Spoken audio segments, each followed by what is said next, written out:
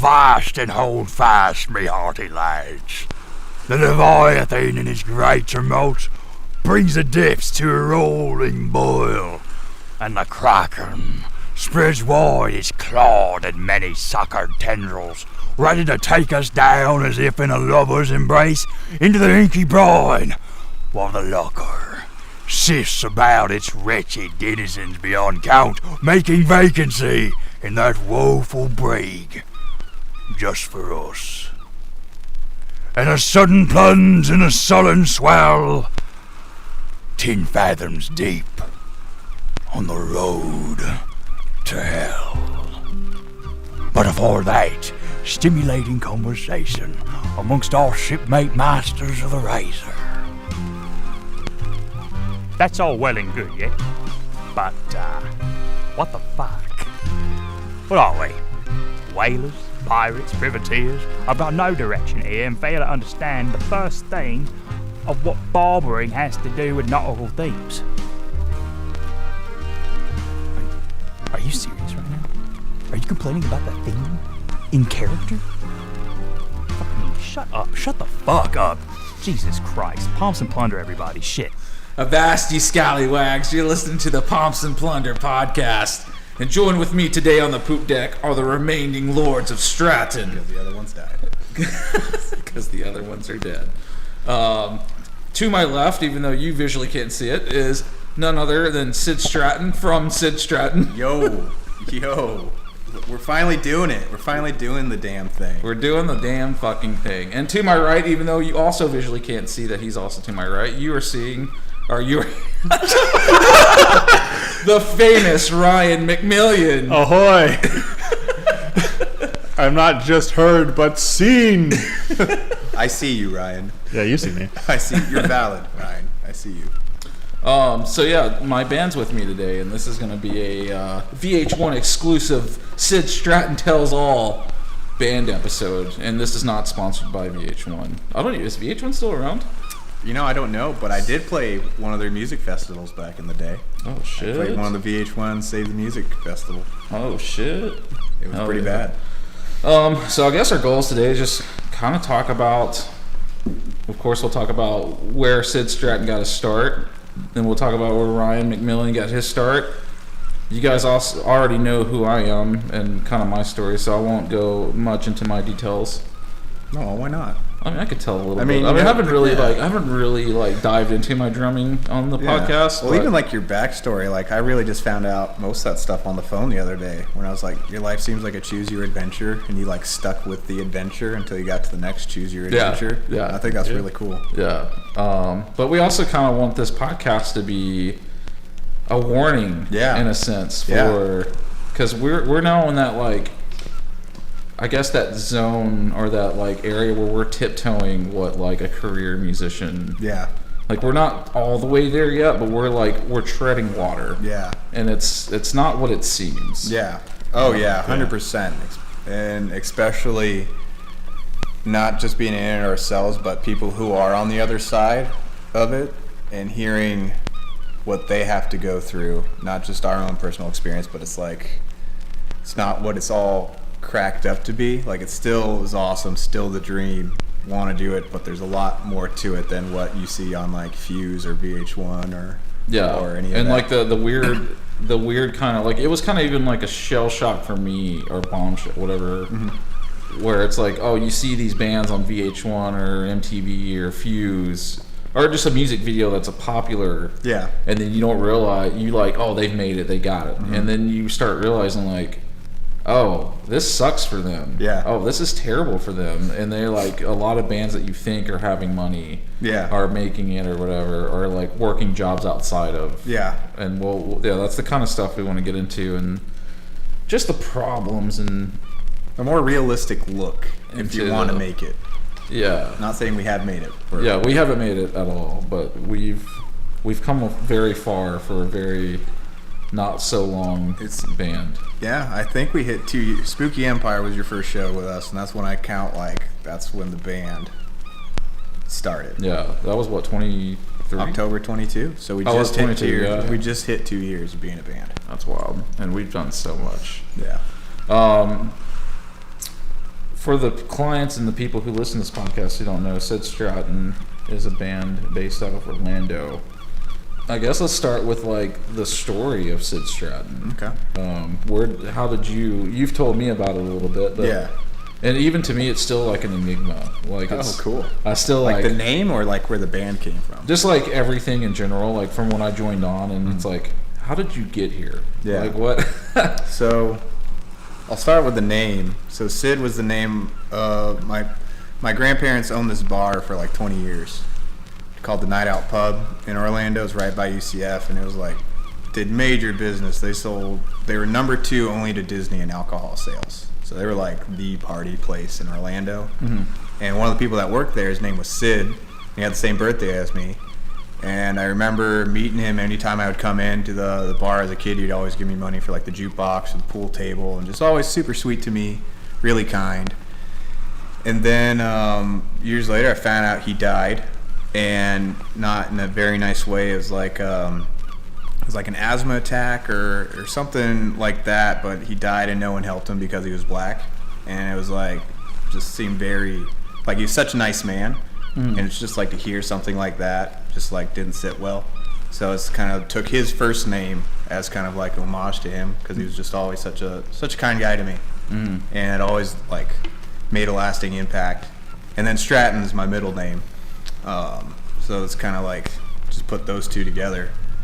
And then as for the band, it started when I was in 7th grade. Yeah, and this is going to sound stupid. I don't think I've told anyone this part. It's almost started out as like a gang in school, because I was like the smallest of my friends, and I was like super nerdy, and I'd get picked on a lot. And this was before I started like working out. So I looked like a nerd, glasses, braces, bad acne, short haircut, shirt tucked in with a belt, long white socks. And I'd make friends with these bigger guys, and we were kind of like a little gang around the school. But we were called Horrid Hell, and that was like our thing. Hell yeah. And then we turned into a band. Almost like Hollywood and Deadish. Yeah, I guess so. Yeah. I guess so, yeah. So we were Horrid Hell, and then it just started. We all like music. We all love metal. We all love rock. And we're like, why don't we just start a band? And so we did. And I always wrote poetry, and no one wanted to play the bass because they all thought bass players were stupid. So I ended up being the singer and the bassist. Yeah, I remember all the bands I was in middle school, high school. Like, no one cared about the bass player. Yeah. I didn't even want to play the bass, but we needed one. And then our first show ever was as Martyrs Asylum. And the way that got started was, Horrid Hell eventually became Martyred. And then the guitarist at the time was in a band called Sixth Asylum. And he wanted to do originals, and his band just wanted to do covers, so they broke up. And all I wanted to do were originals. And my band wanted to do covers, so I was like, get out of here. And we kind of joined forces, became Martyrs Asylum. What's the story behind that name? Martyrs? Martyrs read a piece of poetry, and it said something, I want to be martyred by you, or I want to be your martyr. And I was like, what does that word mean? And then I read it, and I was like, oh, die for your beliefs or something. And I always believed like I'm gonna make it in the music industry, and if I don't, I'm gonna die trying. And then Asylum, I thought it would be fitting because a lot of people thought I was insane because of being such a nerdy dude. And I played sports after I got out of my, I'm always a nerd, but I stopped looking so much like a nerd and started to bulk up and play sports and everything. But I still was like, yeah, I'm gonna be a musician. People are like, you're crazy. No one does that. No one goes on tour. No one makes records. Especially in our area, unless you're Trivium. So it was always going up against that, and I was like, yeah, I'm willing to be, considered crazy and die for this dream, and kind of went from there. And so then all those poems I wrote, I turned them into songs. Alone, Censored, and Rotten Rose were the first 3 songs I ever wrote. I would track them on the Reaper software is a free recording software that would always crash. It's Audacity or whatever. Yeah, all that. And I would do it at my uncle's house because he had a bunch of mics and a kit and everything. So I recorded all the vocals, guitars, bass, synths. Well, then he would just lay drum tracks to it. And then Is that what we hear in the recordings, or is this after? This is before all that. This is like my first demos and stuff like It's that. also what we hear on the recordings from the first album of Sid Stratton of those songs, isn't the? No, those aren't the finals. I want to hear those. Yeah, they're bad. I want to hear. They're them. really. It's me. It's again like 13 years old tracking. It's all like this those. out. It's like those like hidden like System of a Down demos that I found in middle school, and I was like, look at me finding all this weird hidden stuff. It's like even titles like Blackfield's in there, but it's not the Blackfield of today. There's parts of songs that ended up going on like the real record after the first record deal, but like as Martyrs Asylum we got not like we weren't like really successful, but we got to the point where we got an offer from a management thing, and I was 16 at the time, and I signed it, and me and the rest of the band, of course, we all signed it, but we didn't really know what we got into. And it ended up being really, really bad. And that management company tried to sell us off to a record company called Humble Seed Records. And I forgot to bring the contract. I just reminded myself now. But I still have it because it was so bad. It was like they were going to own all my music. If I wanted it back, it was $10,000 a song to get it back. We were going to be reestablished in Europe as a pop rock band.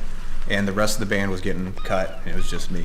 What? Yeah, and I was like... Like they were going to move you to Europe? Mm-hmm. Oh, what? Yeah, and that was their plan. And I was like, no. I was like, if my music's worth this much to you, it should be worth that much to me, so I didn't sign it.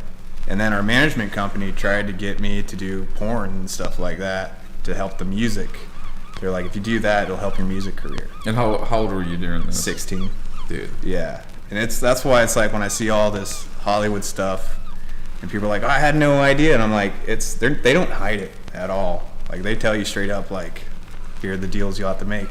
See, I was never fortunate enough from Arkansas to get, porno contracts. Yeah. Well, mine was like an artist deal, and she was like, hey, and I had never, I don't know, it was just very weird, like how it even came up. And she was just like, if you did this kind of stuff, it would help your career. And I was like, what? Yeah. I was like, I'm 16. And it was very just like... So it makes me wonder with like all the Nickelodeon stuff. More people know about it, I believe, than what they let on. Yeah. And again, they were very upfront with me about it, And a powerhouse like Nickelodeon would be like, hey, this is what you're getting into. I mean, it still doesn't make it right, but even if the kids didn't know, parents have to know. Yeah. And even in LA, like it's not like a secret. People do that to minors all the time, and they know about it, but they're all friends, so it's like whatever. But I know for me, it was like, I don't know, it was pretty scary, and I was like, we got to get out of this. So we lasted in that deal for 6 months. Was able to get it. I showed the contract to my uncle, and he found a clause. He's like, you have 6 months to decide if you want in or if you want out. Mm-hmm. So I think we were like 5 months and 3 days, and we canceled, and we're like able to get out of it. And then that was pretty scary, but big lesson learned. And then started demoing out those songs, because if I also wrote new music under that deal, they would own it. So I came into the deal with all this music. They really pushed me to record new music and make music, because then they would own it. And I was like, no, I'm not doing that. So they were really annoyed with me, because they couldn't make money off the music I entered the deal with, and I wouldn't give them any new music to make money off. But you couldn't make it under a different name. I guess I could. No, I was saying like you couldn't have made it under the same name. Yeah, like I couldn't under Martyrs, anything written under their management as Martyrs Asylum they would own. So I didn't write anything new. Oh, okay, so there's not like hidden stuff floating around somewhere? No, okay. Because the way we got the deal is they heard all of our demos that we had at the time. Mm-hmm. And we had like 17 songs. They were all bad, but it got us. It was like potential. They like heard them like, oh, we can do something with this. So when we got out of that contract, we picked our favorite 13 and recorded those, and we did it like super old school, where even though we had all digital stuff, if you made a mistake, instead of just going back and redoing it, we started from the beginning, just so we'd get the reps in. Because I knew, like, whoever we shot this out to, We got to be pro. And Audio Hammer from Sanford picked us up. And they were like, hey, we got some engineers and stuff like that. We see potential in you. These songs are cool. We think they can be better. And gave me a record deal. And then that's the first Martyrs Asylum record, Grudge Against the World. That's where I met John Douglas, who does all the stuff now with us. And it was just me and John in the studio revamping all the songs, and kind of started from, we had those demos as templates, but I learned pretty quickly, it's like, hey, trust in the people that you're working with, because that's why they're there. Because I was at first pretty stubborn, like, no, I want the songs how they are. And then A.O. Levy was the head dude at the time. He's like, listen, we can record these as is if you want, no problem. He's like, or you can let us do our jobs as producers. And they work with Slipknot, Trivium, like all these big bands. They're like, or you can let us do what we do best and help elevate these songs. I was like, help me elevate these songs. And so they taught me a lot about songwriting. And yes, the rest of the band, they told me, they're like, you're gonna have to fire your band because they're not good enough to play this. And they were right. So I got rid of all of them but one, just because we were like childhood friends and I didn't want to do that to him. But he couldn't play the songs, so it was a big problem. Yeah. That made it hard the rest of the time with Martyrs. And yeah, so John Douglas took me under his wing, taught me how to write, how to open my mind to different ideas, and really kind of forced me to be uncomfortable, but that helped in the end. And we did that whole first record. And then we did another one called Acedia. And that one I brought at least Alex with me to record. He ended up not.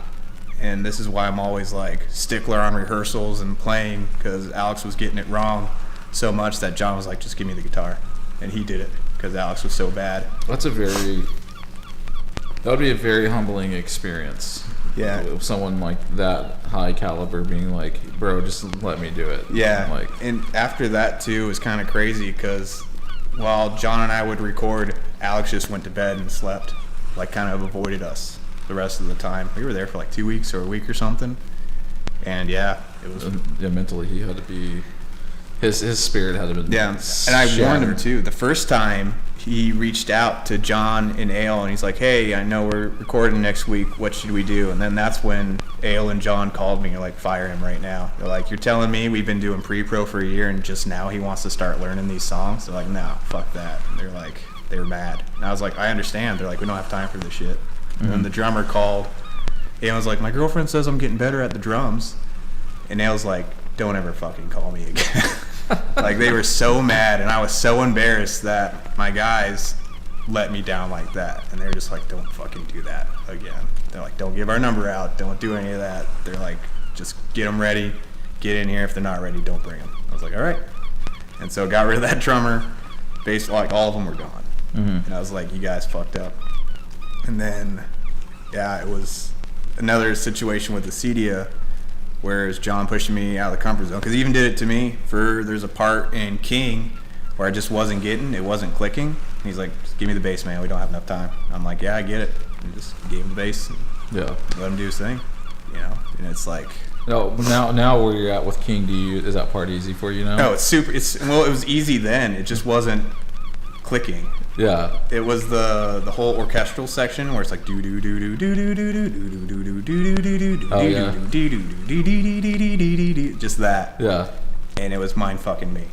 And I couldn't do it. I always hate when it's like something so damn simple. Yeah. Yeah. It's like, I think some of the hardest parts that I've struggled with in learning our songs was like simple parts. Yeah. It's like, oh, you got this crazy freaking polyrhythmic tom solo on, what was it, Censor? Yeah. And it was like day one I had it. Yeah. And then it's like, oh, here's this weird 4/4 part. And it's like takes me weeks. You're like, what is happening? Yeah, what is happening to me? Let's take a break and let's go into Ryan McMillion's story. I think out of all of us, there's only 3 of us, but I know my backstory. I know quite a bit of his, but I don't think I know, like, where did you begin, Ryan McMillion? And where did I end? Where do I start? What plot twist I don't end? I just keep going. Yeah. I wanted to go into some sort of art, I guess, funny enough to keep myself out of trouble.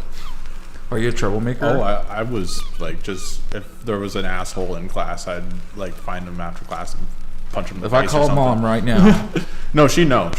she'd be like, yeah, he was a troublemaker. I'm like, I went to like boxing for a bit, but my mom would not let me, box. Like I could train, which was helpful. I can punch bags and stuff, but getting into matches, that was not for me. So I'm like, let me try and find something else. And I started fucking around on Guitar Hero a lot, and I'm like, I can do this. I can do this. Guitar Hero is Yeah. what I guess what got That's you a into- gateway for so many people. I found out. Oh, really? Yeah, For guitar. That's sick. It just felt so good. I'm like, what would it feel like to do that for real? And I went from there. And it would just be sort of my personal thing. And I'd get, after a couple of years of learning, I went to the same gym I used to train at. And I jammed with my dad and the owner of the gym.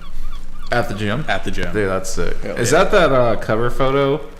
Is that where that's at? There's a photo of you, your dad, and someone else playing an instrument. Yeah. Is that at that gym? Yeah, Oh, over at the free weight section, we'd set up our amps and we'd jam on blues tunes. While people were working out? No, it was Oh, after it's the- okay. We had the whole That'd place be to kinda cool. ourselves. Actually, yeah, you should see if we can go set up in there and just do Could a you set. imagine a Sid Stratton set at a gym and Yeah. everyone's just fucking pumping iron to us? Yeah. That'd be so sick.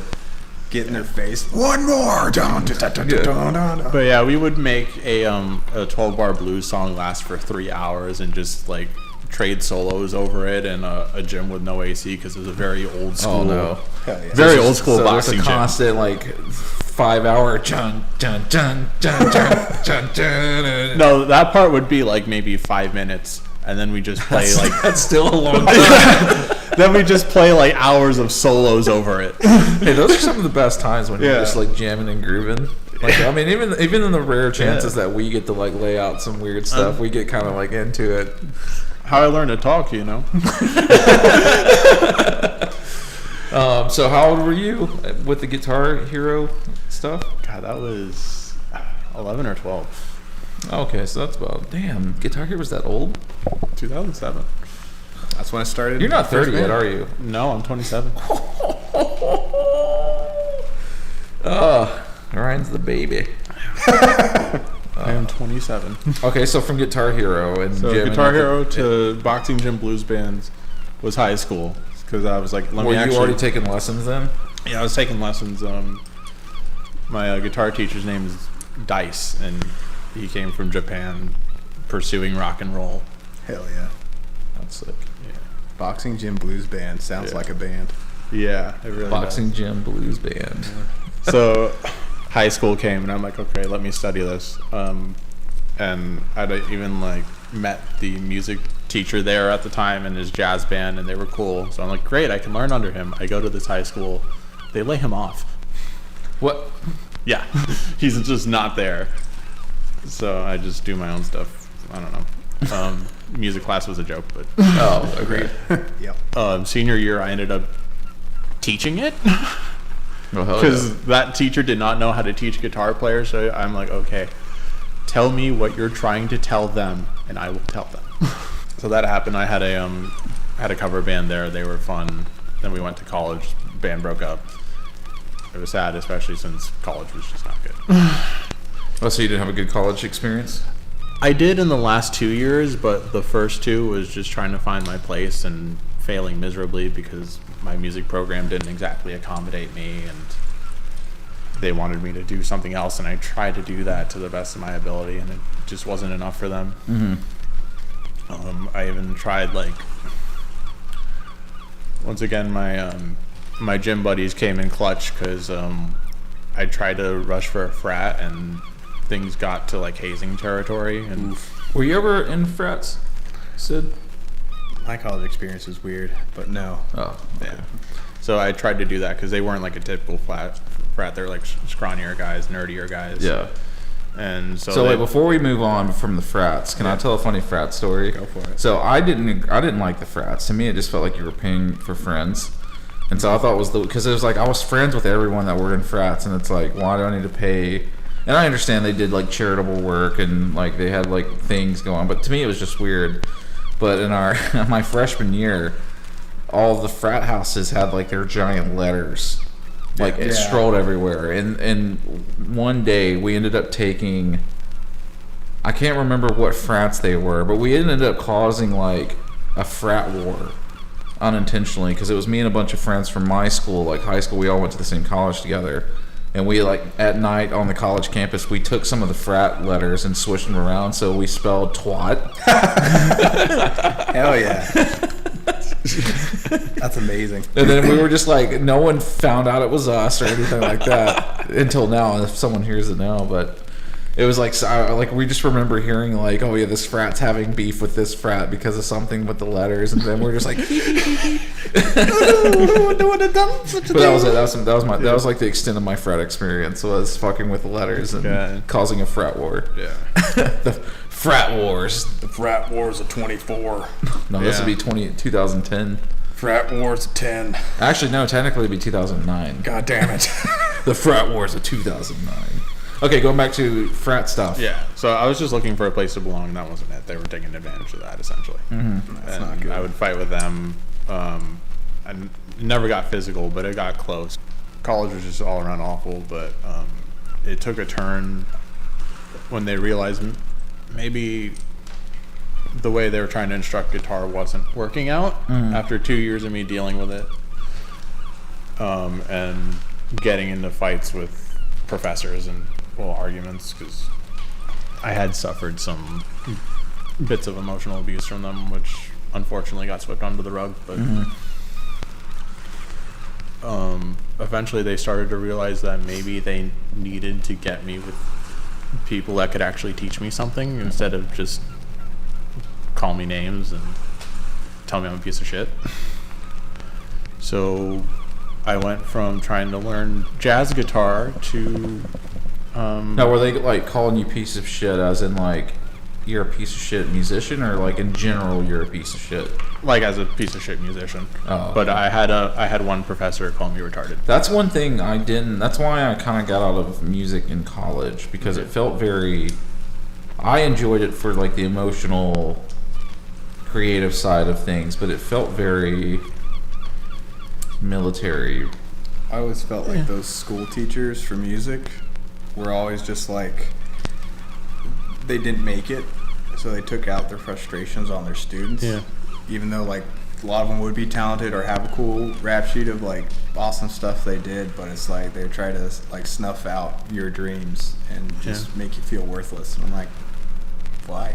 Yeah. And that's exactly what they did. So word of advice, like look at your professors carefully. And The thing with mine, like my professors in college, it wasn't the professors really that, because I'm actually still friends with a few, with most of them actually. I had Les Pat. My issue with college was, before I graduated high school, my grandfather was dying of lung cancer, and so my whole end of high school and into my first freshman year of college, I was helping take care of him, and then I moved in with them to be there with my grandma and my grandfather. But then he died in the middle of me being in college, so it was like mentally I just wasn't fully there. I had fun time in college, but I only like went for 2 years, because it was just like I jumped right in it after high school, and then it was like my grandfather died. And then and then the band, not really so much on the teachers. It was like we had, it was like the drum leader guy. He had this like weird, like ego about him, and it made it feel very like, I'm better than you. You're never gonna be better than me, kind of thing. And it just turned me off. And then I actually ended up switching my major from music to English, weirdly, because that was something I never thought. But I can dive into that story some other time later. But your college stuff? Yeah, I actually dealt with a lot of depression during that time. I think during my senior year, like the last semester, I was on antidepressants just to get through it. Even though that was a better time, it was still just everything that was built from that point. Things that affected me in that first half were still lingering into the second year. Like I was I had one guy, looking back at him now, complete asshole because he was tenured and never left the university and never did anything with himself. Like, straight up told me I have a deficiency. What? He's like, you're either like chronically depressed or you're retarded or you're autistic, but you have a deficiency. Like, I don't like to use that word typically, but that's what I was told. Damn. Yeah, man. People can, especially like teenagers and, you know, in your 20s, you can be little psychos. Yeah. I think about myself in my early 20s, and I'm like, damn, was I really like that? Or if I see 20-year-olds now, I'm like, were we like that at 20 years old? Yeah, you know, when like nothing's working and no one gives a shit, it's kind of hard to find yourself. I feel like that's now. I feel like nothing works and no one gives a shit. Yeah. Like, Yeah, I go to leave college, I find out it's just life. It's just that, you know, I've found people that make it more bearable. yeah. Like, I feel like I had more hope back in college. And I did not. I just wanted to get out of there. And I now, feel the and now opposite of that. Yeah, I feel better now, actually. A lot better. you feel better now? Yeah, Oh, high really? school and college and all that was like, No, high school and middle school was weird for me, but I had a fun time in college. But I just feel like now, with like everything looming in the world, it just seems like, wow, what are we doing? Like, what are we fighting for? Yeah. I don't know how dark we want to take this, but I got like These usually get pretty dark. so I'll let you keep going. I'll bring it back. Yeah. I will say college did get a turn when I focused more into music production, because they're finally like, maybe music production is your where you can go, because you can still do your thing, but learn something that we can teach you. I'm like, yeah, why the fuck didn't you bring that up a couple of years ago? Yeah. But yeah, that's where I really found myself when I started finding professors that Like I cared. enjoyed being around and who cared and gave a shit and had something to teach me. Yeah. All right. Well, from college, what? From college, So how far from college, like from this story, when you eventually got in the band, and were you in bands before? I was in cover bands. It was all like cover bands, college bands. It was weird. Either stuff I did in the cover bands or even some of the lessons I was getting toward the end, actually, as much as I say college didn't prepare me for this, they kind of did, but not really. They didn't have all the pieces, but they had some of them, and I'm like, okay, I can work with that. After I left, this might be funny. Heads up. We like fun. Yeah, I left Miami to go to Orlando to look for opportunity. Hell yeah. And this is where you're at now? Yeah, this is where I'm at now. So, from what I remember, you guys essentially found each other on a musician's Tinder. Yeah, I like that. I think it sounds way dirtier. So who found who? You found me. Yeah, I was like, I saw your profile and you have like your resume on there, and I reached out to you, and I think I sent you some links in the pitch of what I wanted to do, or what. Yeah, it was So both of you guys had the same account. Like, what's this website called? Band Mix. Band Mix. It's getting Band. comfy. So I've never heard of that. Yeah, it was Maybe like- I would. God. Yeah, your turn. Maybe I would have had a better time at finding bands. Yeah. Because all my band situations were just like This is the first time something like that I did, though. I never did that before. the bandmates or the Band Mix, yeah. Band mix. I've never even heard of that until this. Before, Well, I mean, until you guys Yeah. told me, but because before it was like playing in the scene. That's how I would get other members, because people would come and go. yeah, when you start playing, you start knowing all the members. That's- You guys become friends, and then And that's how it was Yeah. getting through Martyrs. And it was just like other wheeling and dealing with other bands, like, hey, I'll sing for your band if you come drum for mine, and stuff like that. and it's crazy how like common that is even in big bands. Yeah. Like like if you pay attention. Yeah. Because a lot of people don't. A lot of people have no idea about this world, or they even give two shits about this world. But it's like, Yeah. you know, you have Norma Jean, for example. They're now Norma Jean the Collective, but it was Josh Scoggin, Daniel Davidson. I don't know the rest of the members, but then Daniel Davidson went on to fill in for Under Oath when Aaron Gillespie quit. But then he left them when Aaron Gillespie jumped back on, or Under Oath broke up. Jumped on with Every Time I Die for an album. Aaron Gillespie's done stuff with Paramore. one of my favorite bands, Me Without You, like Paramore loves them. She's been on there with them, and he's Literally, been on there. The whole industry, it seems like you said, if like you take a look, it looks like a same group of like 200 friends playing in all the same bands. Yeah. Because even like Tool, Pussifer, Nine Inch Nails, Marilyn Manson, fucking now Code Orange, they all share members. Yeah. And it's like, what's going on? And then like Tala, like the drummer for Tala is also the drummer for Code Orange. See? Yeah, it's like... And then like Night Versus and House of Protection, like Eric is friends with like the bass player of Tool, and like they're at each other's houses doing jams. It's literally all the same. And then Pussifer, their bass player and drummer are the same ones in A Perfect Circle. Well, A Perfect Circle, Tool, and Pussifer. Yeah, Maynard's the singer for all of them. Yeah. So that would make. But it was like same with System of a Down. When System of a Down split up, John, the drummer, I think he was doing drums for Surge's side project, and then he was also the drummer for Scars on Broadway with Darren, and then I think Shava went to be on Wu-Tang Clan. Hell yeah. But I think John was also doing stuff with them too.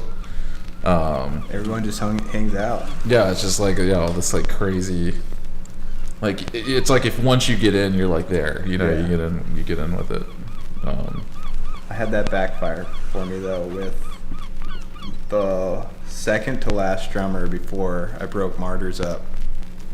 It was a drummer for a different band. We did that whole thing like, yeah, we'll sing and drum in each other's bands, and then I gave him John's either number or email so he could do his demo with him. Mm-hmm.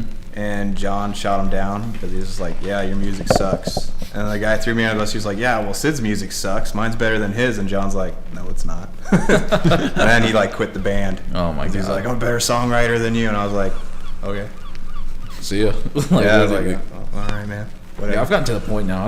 I used to be so like serious, and now like seeing what I've seen and experienced, it's like, yeah, let's just have fucking fun with it. Like, why do we gotta be so? I think that's why when you're saying like now it's more lost, I feel more liberated now, and especially with the right group. Well, I just meant more so in life. Yeah, well, that's what I'm saying. Is like music-wise now, I feel like okay, I'm not gonna like we're busy, we're doing a lot of cool stuff. Yeah, I'm not now. I used to be like, I gotta tour, I gotta do this, but now it's like after we've traveled a bunch this year and last year and all that stuff and all the heartbreak and irritations, I'm like, you know what? If this doesn't go anywhere, I've had fun along the way, kind of thing. And it's like if like we don't continue, like it's like I'll still like try to play music with you guys or try to find like a small little band to do fun stuff with. It's like now it's like I don't really have that like I have to be a touring musician. Like I want to be, don't get me wrong, but now it's not like the end all be all. Now it's like if that doesn't happen, life doesn't end. Yeah, it's like I still got to do a lot more than what a lot of people get to do. Yeah, and that's really cool. So you found Sid Stratton, or you guys found each other through Musicians Tinder. Yeah, and it was funny. It was one of those things where he sent me the demos. They were like, weren't even demos. They're actual songs I could look up on Spotify, and they were radio ready. I was like, fuck, I gotta get on this. Thanks. Yeah, because basically what happened with Martyrs, I found out both the guitarist and drummer were like super racist pieces of shit. And the drummer went on like a big Facebook rant about Asian people. And I was just like, no, buddy. And it was very sad because I'm just like, when you see people's like true face, you know what I mean? So I guess it's nice that I saw that because I'm like, all right, you're not someone I want to be affiliated with or even do anything with because you're that kind of person. But like when we would talk, he's like super, very like quiet and very like seemed happy-go-lucky. And then finally I had like so much hate in his heart. And he would always be like, I don't know Spanish. A lot of my family does. I should have learned Spanish, but him and the guitar player would be saying all this racist stuff in Spanish. And I wouldn't know. Just so I'd just be like, oh yeah, whatever, guys. How'd you? Because you translated on Facebook one time? No, just because like Dark would tell me. He's just like, yeah, this is what we're saying. I was like, what? You guys are saying what? And he's like, yeah, man. And they're like super. And I have like my uncle's black, and so to hear their like opinions of black people and Asian people, I was like, or even gay people too. And I was like, you guys realize I have family members that are black, gay, and most of my best friends are like that as well. No. So it's like, Yeah. Well, there's no reason to hate people for their sexual or racial orientations. Yeah. No reason. So then it was just kind of like, ugh. It doesn't hurt. It doesn't, like, their skin color doesn't hurt you. Their sexual Yeah. orientation doesn't hurt you. So then when Makes no Margaret sense. stopped, I was like, well, I own the music, wrote it, and it's like, on the records, it's just me and John, and then Danny, who we had for session drum stuff. But so I was like, just repackaged, and just doing like an image change to Sid Stratton. And then people used to think the band was Sid Stratton anyway, because they knew me as Sid, and they couldn't say Martyrs. They would say Marty's Asylum. Yeah, fucking Super Dave on 101 called us Mattress Asylum once. Oh, no. Yeah, I was so mad because it was like our debut on Native Noise. He was like, Mattress Asylum! And I was like, fuck, man. It's like, The only thing I hate about, like, our name is, like, when you say it to someone, they're like, what'd you say? yeah. It's like, shut up. Here's a card. Yeah. Yeah, I that's feel the like only people thing. don't expect the Sid, you know what I mean? But then they're always like, oh, it's the punk bassist. I'm like, no. I've had someone be like sick strap on. Yeah. Sid Strap-on. A sick strap on. I just feel like no matter what it is, until people learn it, because you got like Foo Fighters and stuff Yeah. like that, until you Foo become like a Fighters. household name, everyone's going to say that Yeah. about bands. You know? Yeah. There was a... I get sick Stratton a lot. Yeah. Like Sick. sick Stratton. Yeah. There was a post I saw maybe yesterday where it was like, all right, I'm going to say it. Most band names suck, and they're only tolerated because they become Yeah. popular. Yeah. That's what it is, honestly. It's like you everyone. get a band like the Butthole Surfers, Yeah. bro. Yeah, Like, bro. Funny story about them. Of course you would have a I story. do have a story about them. I guess one of their times they signed a record deal, their label told them, like, you got to drop half your name. And they thought they were going to drop the Butthole and become the Surfers, and they just became the Buttholes. Yeah. What? Yeah. I was like, hell yeah. That's fucking I love punk that. rock as shit. And the label was like, what are you doing? You got to drop half the name. Okay, got you, bud. Yeah. Drop the Surfers. Oh, man. Let's see what else. I guess I can go into my... like backstory, and then like Yeah. we can meet in the middle, and then Yeah. like see where we're all at now. We're at Music Tinder for us. Yeah. So my music journey started around 10 or 11. I don't remember, like most things in life, I don't really remember having like a set. It's like everything that I've had a set goal for, I never accomplished. But the weird things that I've like somehow got thrown into, I've accomplished a lot in those weird things. Yeah. Like you said, the choose your own adventure. Because I've had moments of wanting to be like a marine biologist. I used to be super hardcore Christian, and wanted to become a youth pastor. But it's like none of those things like went anywhere. We grew up really poor in Arkansas, and like my parents didn't want me doing football, even though I kept getting recruited because I was like I was a beefy kid, beefcake. Nose tackle. Yeah, like I was actually pretty lean, but I had the big calves and the Yeah. big and so like coaches and stuff were constantly like trying to get me to get on Running back, linebacker. I don't remember I don't care about sports, Yeah. but somehow I don't even know like what got me into music or drums specifically, because I don't remember ever being like, yeah, I want to be a drummer or whatever. I think it was like I wanted to do something extracurricular, and then my parents were like, oh, why don't you try band? You kind of like, I guess they could naturally see that I had like a rhythm, and so they threw me in beginning band, and so all throughout elementary or beginning band, like middle school and high school, my band director, his name was Steve Perkins, and he's the one that like taught me pretty much like everything that I knew starting out. I don't really know what really like sparked it, but yeah, like I was like I remember like the older kids like being jumped on like in the marching band, and then you have like your egotistical seniors that are like think they're better than everyone else, and like, oh, you're a new person, so let's be. And I remember like not really like understanding like the beats and the rhythms and stuff, and not getting it down. And one of the people, because I like they threw me in like the cymbal line, like I'm holding the cymbals in my hand, where you're like They always throw you to the cymbals first if they don't like it. yeah. And so I remember like messing up something, and one of them like picked me up, threw me, and then like threw the cymbals at me and shit. And it was almost like it almost made me quit. Like I was like, there's no fucking way I want to be dealing with shit like this. But but I've always been a person that's like, oh, you don't think I'm gonna do something cool? Okay, fucking watch me. Like, I've always been that, like, oh, you fuel to the fire person. Yeah, I'm very like, okay, you don't think I can do better? I'm gonna do better, and I'm gonna do it way better than you. And that's kind of what ended up happening. Is like, I was getting picked on a lot.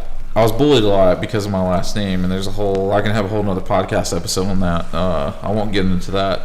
So the music kind of became, I guess, the escape, and I got really obsessive with it because of ADHD. And so there was he was like the senior drumline person, the drum captain, that's what they're called. And he was like one of those that were like, he was in like an emo band, kind of had this like, oh, I'm like hot shit kind of personality. And then it became a thing where it's like, okay, I'm going to get better than you. That's going to be my goal. Bro, and there was a guy just like that in my high school. Why is there always like one guy? There's always one. Was he blonde? No, he was brunette. Yeah, mine was blonde. He dyed his hair. He dyed his hair. Yeah. Did he wear glasses? And now he's still in Arkansas, not doing any music. And I gotta look up my guy, see what's up with him. He's also living in Arkansas. They're roommates. Yeah. So in 8th grade, we had we used to do these things where it was like, for drum captain, you would have like a drum off or whatever, and like the band director would give you like a project or a sheet of music or something, and I ended up beating him. And so I became like the youngest, and actually I think longest reigning drum captain in that school. And then like eventually like he ended up just dropping out of band after I put him to shame. Yeah. And so that's kind of what started. It was beginning band was just kind of like getting my roots, learning rhythms, learning like rudiments, your basic stuff. And then 8th grade and 9th grade, like that's when I started getting into like what evolved me now. Is like I started discovering like growing up, my parents were very like country 80s music, so I didn't care for country, but it was like the only thing I had access to.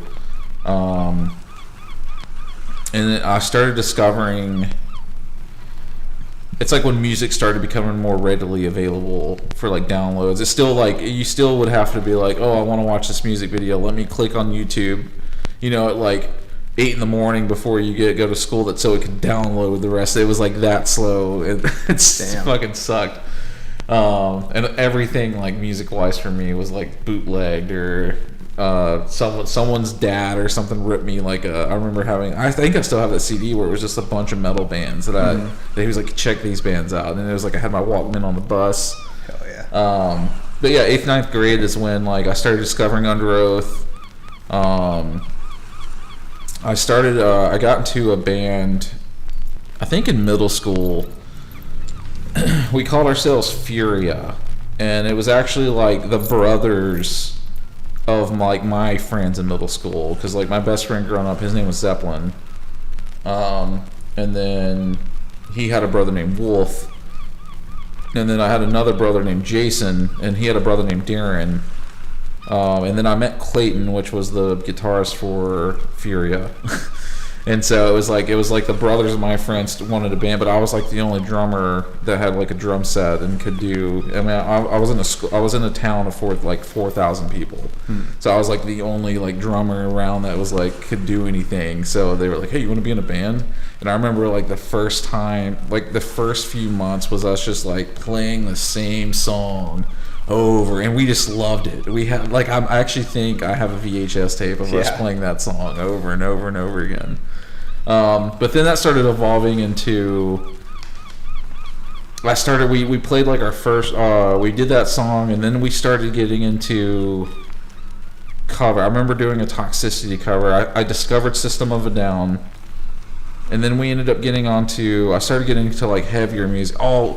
There was a guy, we went on vacation in Gulf Shores, and then we met this guy who was like a bodybuilder and his wife, and they were the sweetest people. Jimmy, his name was Jimmy. That's also Ryan's dad's name. And he showed me System of a Down for the first time, and that's when my mind was blown. And there was also another band that I guess was like his son's friend, or it was like a cousin or something, like a younger dude, but they had a band called Dead Man in Reno, based out of like Montgomery, Alabama or something like that, and they were Dead Man in Reno? Yeah, and they were dope. They're still dope. I still jam them to this day. And he gave me one of their CDs, told me about System of a Down, and then it was like, I went back, our band started doing like Toxicity cover, we started like learning these like different genre covers. I think we did like AC/DC song. I remember doing Brain Stew from Green Day. That's how I was able to play it in Cali when we were on the street corner, and those kids. Cool. I was like, I know this song because I've played it before. Yeah, so we kind of did that and had like a member change where I think Wolf left, and then we got another guy on, and then Zeppelin ended up joining on. We had like a weird like change where Wolf left. We changed the name from Furia to Red Handed Innocence. We kind of became like a cover, like old, like classic rock cover band for a little bit, with a little bit of metalcore thrown in there. And then I threw on a thing called the Honduras Project. And this is when I was starting to kind of get older and like kind of get into myself as a drummer. And like I started discovering more metal, started getting into Under Oath. We played a show with the band called Strike the Choir, and that's actually the band, and they were fantastic. I love those guys. And that was actually like the band that the drum captain that I ended up replacing was in. And I mean, we were friends and cool, and still are cool now. But he was like, it was like this metalcore, like almost Under Oathy music, but I had never heard anything like that. It was like System of a Down. My parents were still kind of like, this is really heavy music. And now my mom jokes, she's like, I kind of wish you would still be listening to System of a Down, because like I've gotten way heavier. I got kicked out of my house for listening to the music that I did one time. For real? For Marilyn Manson, yeah. And now your dad just like loves it. And your parents, both your parents. Yeah. I love that. I love how it takes a Marilyn Manson, Korn, Papa Roach, Nine Inch Nails, Slipknot. I got kicked out of the house for that. See, I never got to that extent. I could still listen to my music, but I can never just like play it out loud. Yeah. Kind of stuff. Oh no, they like raided my CD collection. Took it all away. Yeah, I stole it back. I didn't get heavier until college. Like I would just stay in like 70s to 90s. See, I got stuck 60s. into Manson right in middle school. Yeah. Like it just blew my mind. Because before that it was just like AC/DC, GNR. See, my mom was she was a slight Manson fan. She liked The Beautiful People. Yeah. That was one of her favorite. I remember listening to that song as a kid. Yeah, it was Guns N' Roses early, like always, but the heaviest I got was like Metallica, a little bit of Pantera, Iron Maiden. Yeah, like that classic 80s. Yeah, classic 80s. Like your stuff. Dad's rock. Yeah, definitely my dad's rock, but then just like hair stuff, like Judas Priest, rap, whatever. It was funny to me because my parents missed out really on a lot of 90s music because they were such big parrot heads. So like 80s and 90s, it was classic rock, country music, and Jimmy Buffett. Yeah. But my dad got to party with Jimmy Buffett. Oh yeah, that's so sick. So many drugs. Damn. Cheeseburger in paradise, paradise. It's a banger. He Went to Paris is one of the saddest songs I've ever heard. What? He Went to Paris by Jimmy Buffett.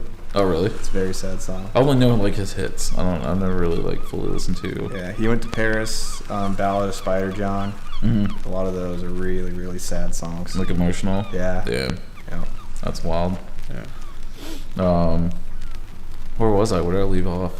Just trying to get to where I'm at now. Your mom wishes you were listening to like System of a Down. No, I was just saying like kind of like met Jimmy got me into System of a Down, blah blah blah, and then so Furia became Red Handed Innocence. We played a band with another band called Strike the Choir. Is this when you opened for Nothing More? No, that was later. This is later. Yeah, I'm getting into that. You're like patient, yeah. My music. I feel like you kind of just like you took off quick, and then me has been like, okay, this didn't work out. Okay, this didn't work out. Okay, this didn't work out. I was just stubborn because even when we started, I couldn't sing or play the bass, but I knew how to write, and that was like the only thing people stuck around. They're like, yeah, you suck, but you write good stuff. So, like, you suck, you write good stuff. Yeah, they're like, we'll stick around, and then I just kind of stubborn until I got better. I feel like on my end after college, I just got airdropped in. Yeah. Connecting. Yeah. So we played with Strike the Choir, and that's what really opened my mind to the early 2000s, like heavy metalcore scene. So yeah, we became Red Handed Innocence. We played like a few shows, a couple birthday parties, but we were like cover band. We had, I want to say a guy named Justin on vocals at one point. and then we had another guy on vocal, or he may have been like an extra guitarist. I can't remember. I remember him in high school, and he had this like crazy fluffy long hair, and he was notorious. Like that was his look. Everyone knew who this guy was, and he was like a Angus Young type guitar player. And then we had another guy named Michael that became like, that's when Redhead Innocence became more of like that metalcore. Mm-hmm. And we started getting away from covers and started writing originals. But that's when I started doing like the Norma Jean Memphis Will Be Like the Waste. That song I played at our last show in Miami. I was like, oh yeah, here's the song. But it was if we can just say for the listeners, was so awkward because we're like, show's over. And the guy's popping. I was like, someone's pulling on my hair. And then the sound guy's like, all right, play the MP3 while they break down. And it was that song, so you started playing it. But then the people were like, oh. Yeah. So Memphis Will Be Like the Waste by Norma Jean came on the speakers during our last show. And I just started playing the song because I knew it. And he turned it up and let me play, and everyone was watching me. And I was like, okay. But then it started popping. It like the speaker kept blowing out, and I was like, "Oh, I'm losing my spot. Okay, I'm just gonna stop now because now everyone's staring." Yeah. But I threw on. So after we became kind of the metalcore Redhead Innocence, there was like drama with parents and all that stuff, like stupid fucking like Hicktown bullshit drama that you get. But I threw on a show because my family, we were going with the church to Honduras. This was during like, I guess, peak high school Christianity me. We were going to Honduras to go help build libraries for an orphanage. Did I say that right? Yeah. Orphanages. When you do metal orphanage. Whatever. So I threw on a festival, a one-day fest called the Honduras Project, and it turned out really cool because like in a town of 4,000 people, when you throw on something like that, everyone is like, oh, we don't have anything to do for like 5 months. Let's go to this big event. So I don't even remember how I got it. I threw the idea out to my parents and my family, and we had to like rent the fairground. We had this huge fucking like building with a stage. It was almost like kind of like the buildings in fairgrounds where they have all the like the not concessions, but like it's like the booths that people have like in the middle of this, like in the middle of nowhere, like this big open field. And then it was just like an all-day event. We had, I want to say there had to be like 9 or 10 bands, and so my band opened. Oh no, we had a band called the New Season open because they were like a way younger band than the Redhead and Innocence were. So I think it was like the New Season and then Redhead and Innocence and then everyone else. I can't remember, but our main headliner for that show was PM Today. And they actually ended up becoming pretty big for a while. Like kind of how Nothing More, like back when I played with Nothing More. So the same day that the Honduras Project happened was the same day that Redhead and Innocence broke up. Because there was some like weird drama with like their parents. Something weird happened, and so we just disbanded. And then I didn't do anything in a band for a while, but I was still in high school marching band. And I remember, I want to say it was either Brandon was the vocalist for the New Season, and they had a drummer. I can't remember his name. And then Jeremy. Me and Jeremy are still really close with each other. And then me and Brendan talk occasionally. But I got invited over to after school one day to watch the New Season practice. He had a shed in the back of the house, and that's where we would all hang out and practice. But the first time I went over there, their drummer was running late. And then they were like, hey, you want to check out some new riffs that we're working on, some new music? And I was like, oh, do you mind if I just like sit on and just play? Because I was in that point in my music where it's like, oh, I like hearing other things and then putting stuff to it. And that's where I started really discovering my creativity. And so it literally was just me like, hey, do you mind if since we were waiting on your drummer, if I just come out and just, well, they already invited me out, but hey, can I just play real quick? Just do something with you? So I started playing. And then I remember like them stopping and like their mouths dropping.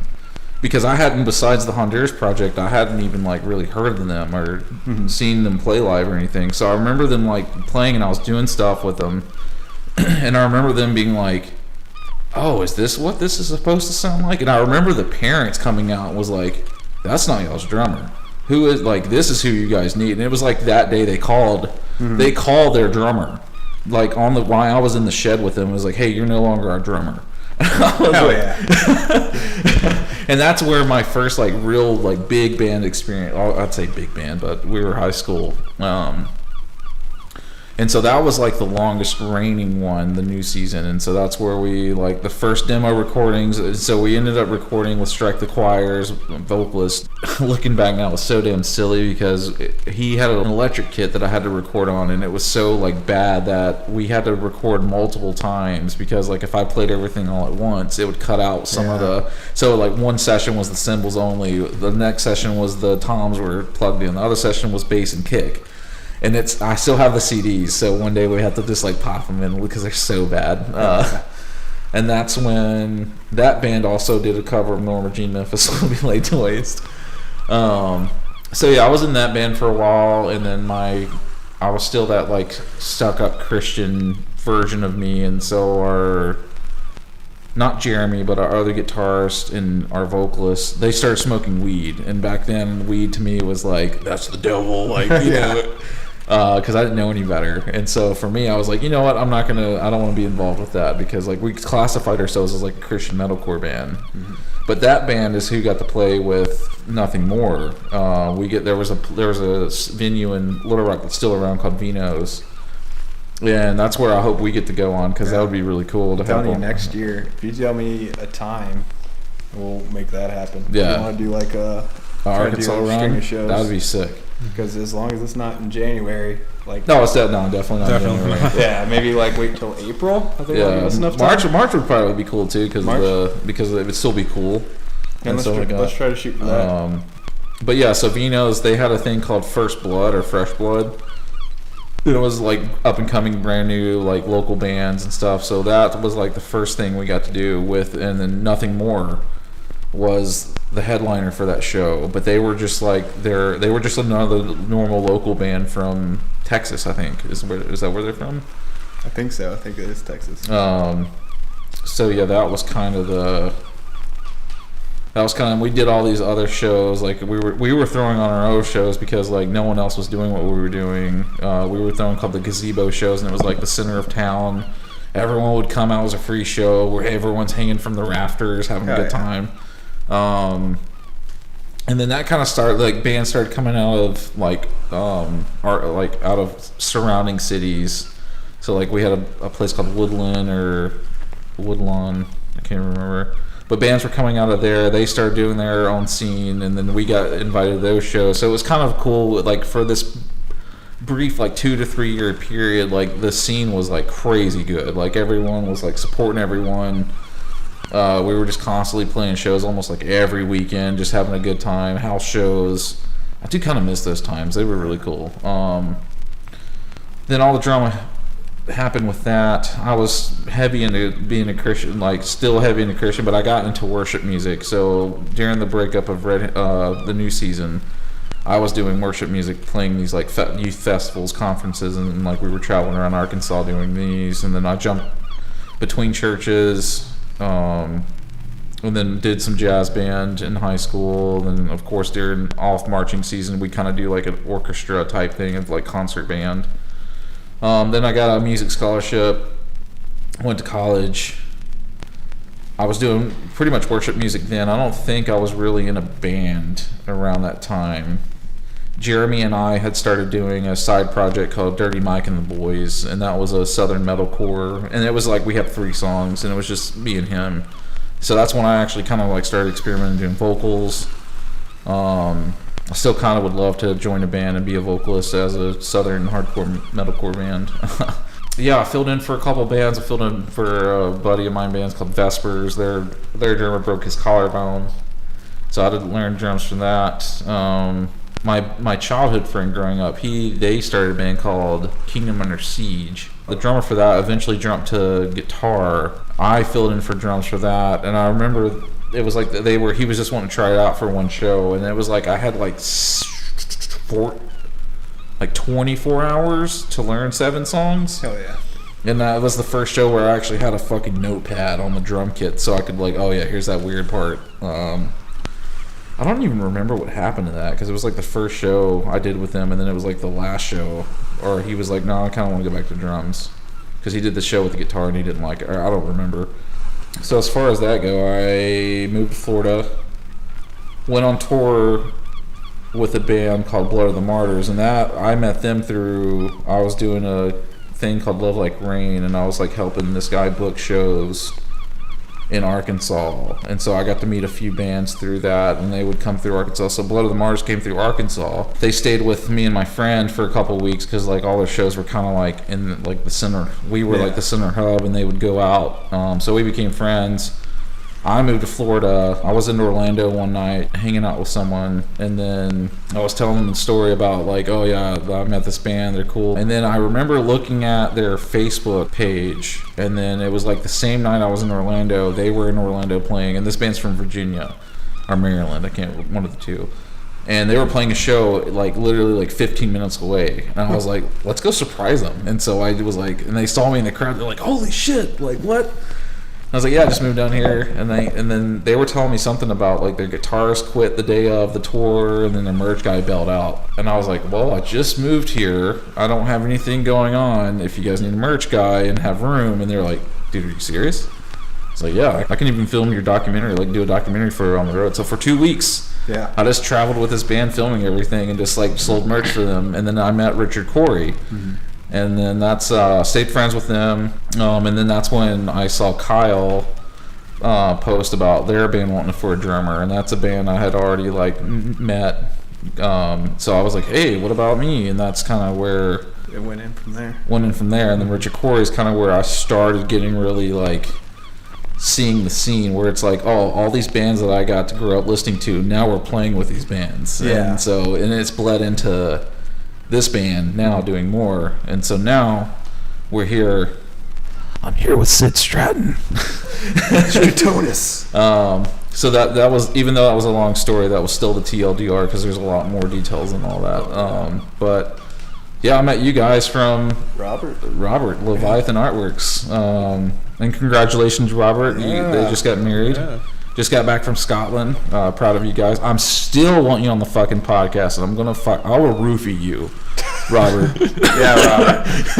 We're gonna roofie you, Robert. Yeah, but chloroform. So yeah, meeting you guys, it was everything. Everything for me has always been fate. It's been weird. It's like I hadn't. This door opens, and you just it's like the things that I think I want. The universe is like, no, bro. Yeah. Not today. So yeah, I was like, I've been friends with Robert for almost a decade now, and then I was seeing him post your guys' stuff for a while, like maybe a year or so. Like I just knew, oh, Sid Stratton, you guys wear the shirts. I was still with Richard Corey. I just jumped on with Fool's Gold because Richard Corey wasn't doing a lot, and I was wanting to do more serious things. But then I get a message from Robert that, oh, Sid Stratton might be looking for a drummer, because I know they're wanting to do things that you're wanting to do. And I was like, okay, let me go shoot my shot. And then I shot my shot, and then like I've told the story multiple times, I got denied. I got rejected. I was like, fuck you, buddy. Yeah, it was like, oh, you're great, man, but we already have a drummer in mind, but I love your work. I want to keep you around just in case we need video work or something. I was like, cool. And then it was like less than 24 hours. You're like, hey, you got time for a phone call. And then I was like, mentally, because you've already rejected me, I was like, oh, okay, they're still wanting to work with me, dude. It's playing hard to get. Yeah, so I was like pitching this, like, I had this like idea, like, oh, what do you want to do photo wise? Or he's like, so about the drum position. Yeah. And then here we are, and then we've done. Oh my God! In 2 years. 2 years. We've done Spooky Empire. I have stayed in more hotels in my entire life. We've done a lot of traveling. Yeah, I've seen more states. Festivals. I've flown more planes. I've flown more planes. Yeah, it was really scary when you flew that plane. The captain was like, "What are you doing?" You're like, "It's okay." I don't think I've traveled. I'm a barber. Yeah, I don't think I've traveled this much in my life. We're about to start off. We were talking about like, oh, what's the plans for next year? And I was just telling Ryan, lots of traveling. Yeah. It's like almost every 2 or 3 months we'll be in a different state. Yeah. So 20, yeah. So in 2 years we've done Spooky Empire, MegaCon. Incarceration was the big highlight for us. Yeah. Where we got to open for Limp Bizkit, Pantera, Slipknot, Motionless in White, Under Oath. That was cool. Yeah. I got to see POD live. Yep. That was What else have we done? Got endorsements. Yeah, we got endorsements. So SJC for Yeah. me and Scorpion Percussion. Yeah. We got Pure Salem, which from NAMM was Pure Salem. That's how we got it. Pure Salem. It was from NAMM. And from In-ears. In-ears for all of us. Yeah. Yeah, in-ears for all of us. So it's really cool because with the SJC and going to NAMM last year, those were two things in middle school band that I always wanted. When I was like, I always wanted to have an SJC drum kit because I thought they were like beautiful, and here I am, part of the family now. Yep. And then On their artist page. on the artist page, and then Scorpion Percussion was kind of a random one. I've never really. Did you see them at NAMM? Yeah, that's Okay. that's where I met them, and I've never heard of them until NAMM. But Yeah. honestly, like after playing Pro Mark for so long, I like Scorpion Percussion a lot. And then you got you those custom sticks. Yeah, so Pretty now I badass. got my name stamp on them, and Yeah. I'm on their artist page. I feel like what we should do is get like, how much does it cost to get a box of those? It depends. Because I was gonna say I saw Mance's drummer for each like set of shows or tours, he gets a bunch of them made For like people to sell or play. to sell. Well, he Oh. plays them and then he also Well, you sells them. can. Yeah, we can. I mean, we can because I usually just buy a bundle of 12, and I go through them. So I'm constantly needing new sticks. But I haven't bought a whole bundle. I'm getting close though. Yeah, yeah. I need to buy picks. yeah. Yeah, I'm getting low on my picks. I gotta get us in tune guitar pick Yeah. endorsement because we always buy from them All the time. Yeah. so much. Yeah. I'm still trying to get Evans. Yeah. I would still Evans if you're listening to this. Yeah. You follow me on Instagram. I don't know what I did to spark that. But if you're listening, I would love an endorsement from you. I've been playing Evans head since I was a wee lad. And Zildjian too. I would love to be on Zildjian's team. But yeah, in 2 years we've done a lot. Yeah. Like it's Rituals, album release, music Music, videos. that Bloodgrind people are loving. Yeah. If you guys are listening, check out. We just released our Bloodgrind music video. I know we were saying before, but I feel like the music and the visuals are finally matching up on the right level. Yeah. And I really like that. And I think people can tell too. Because especially with this last record, it's like finding the stride. It's like, okay, there's the sound. Like always like teetered on more synth heavy stuff, like Oleander on the first record and King. They have a lot of like electronicness to it, but I never kind of but I never like jumped in and committed because it was like, Yeah, I don't know. I've been falling heavier into the synthy stuff. Like Yeah. I love that sound. Not so much EDM. Yeah, type stuff, not EDM. but like that industrial. Yeah, and I've always loved Nine Inch Nails, but it's like I never fully committed, and then I feel like From Ashes to Diamonds was more committing because I think every song has heavy synths on it. Yeah, Yeah. And but then- it really drives it. Yeah, so it's like going forward, it's like that's where, and again, the visuals of Bloodgrind are just so cool, and it's just so much fun watching. It's almost like mesmerizing too, with like the synths and getting lost in the video. They really, again, they just complement each other Yeah, very well. yeah. No, it's really because I didn't really start.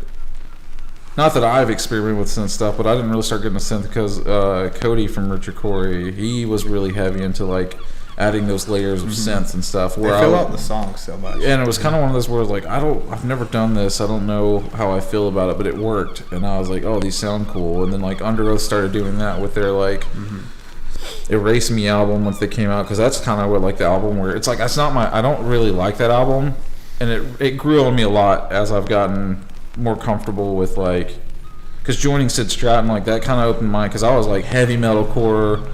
And now I'm like, oh, okay, Nine Inch Nails, and now I'm starting to get more into like synthy stuff, experimental stuff, and it's weird at like the dynamic, the mindset that I've had with music, and like how each band I've been in has like, oh, it opened this door for me to like. I used to not like Trent Reznor. It's not really that I didn't like him. It's just like I didn't really give him a chance, and then it's like this type of stuff, going to incarceration, seeing this stuff live, I'm like, okay, now I can enjoy. I didn't like Slipknot, but now I can enjoy Slipknot. So it's kind of cool that it's like opened my eyes in that sense. Definitely.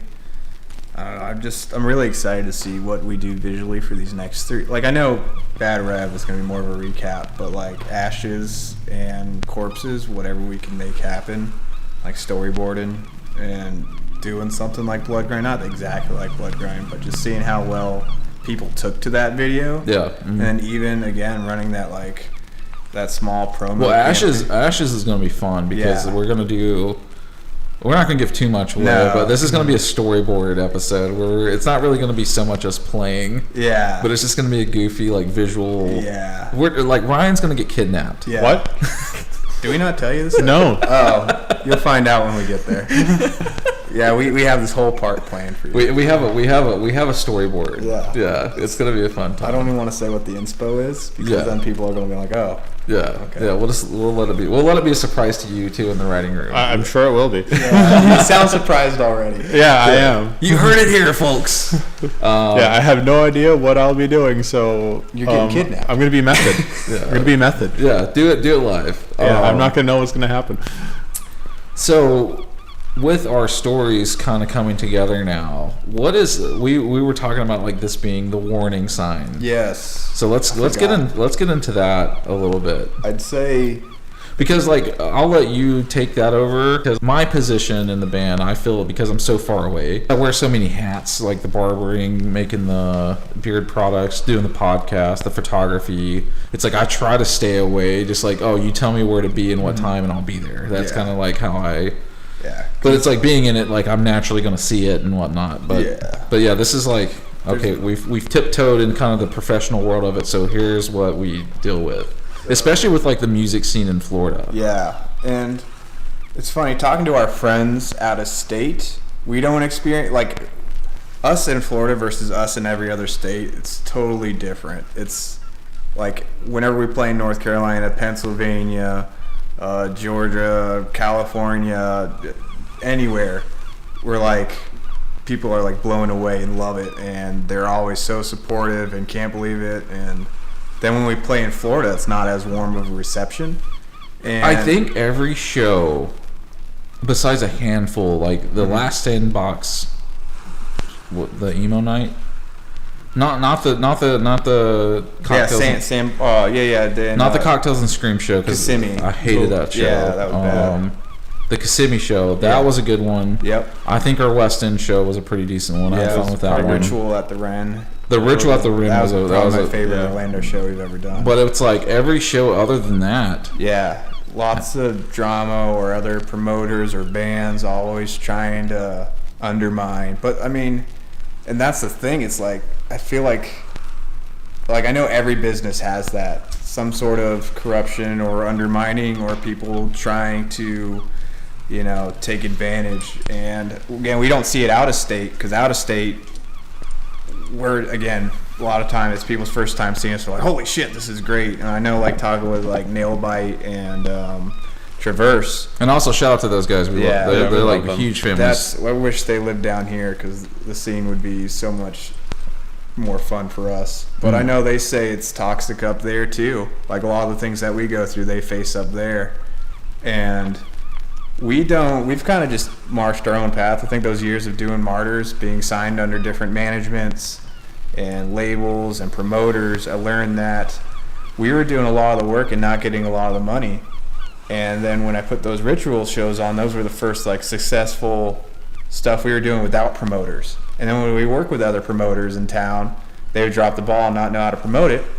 And then they would, I would send them our analytics, like straight from Eventbrite. Here's the tickets we sold. Here's how much money we made. This and this, and they'd tell me, no, that's not real, because they didn't know how to do it. And I remember getting in, you know, the big dispute or big argument with a promoter we all know. Yeah, and that's a big problem too that I've seen is like a lot of gatekeeping. Yes, in the Central Florida scene. And I remember they said it's not possible for bands to do this kind of numbers. I was like, just because you don't know how to do it doesn't mean it's not possible. And I told them, I was like, hey, you got a way of running things and it works for you. That's awesome, but this works for us, and we can prove it. and they were just calling me a liar. And I was like, I don't know what else to tell you, man. And then that same promoter, while I'm with a different band, but also with you guys, talking shit about you guys in front of me, and I'm like, I'm the drummer for this band. Like, what are you? Yeah. And it just becomes this weird, like, and then it's like we're getting told we can get paid for shows, we're gonna get paid for shows, but then we don't get paid for shows, and then they like buy, like another band buys onto a tour that we were already on, and then they gave our money to them.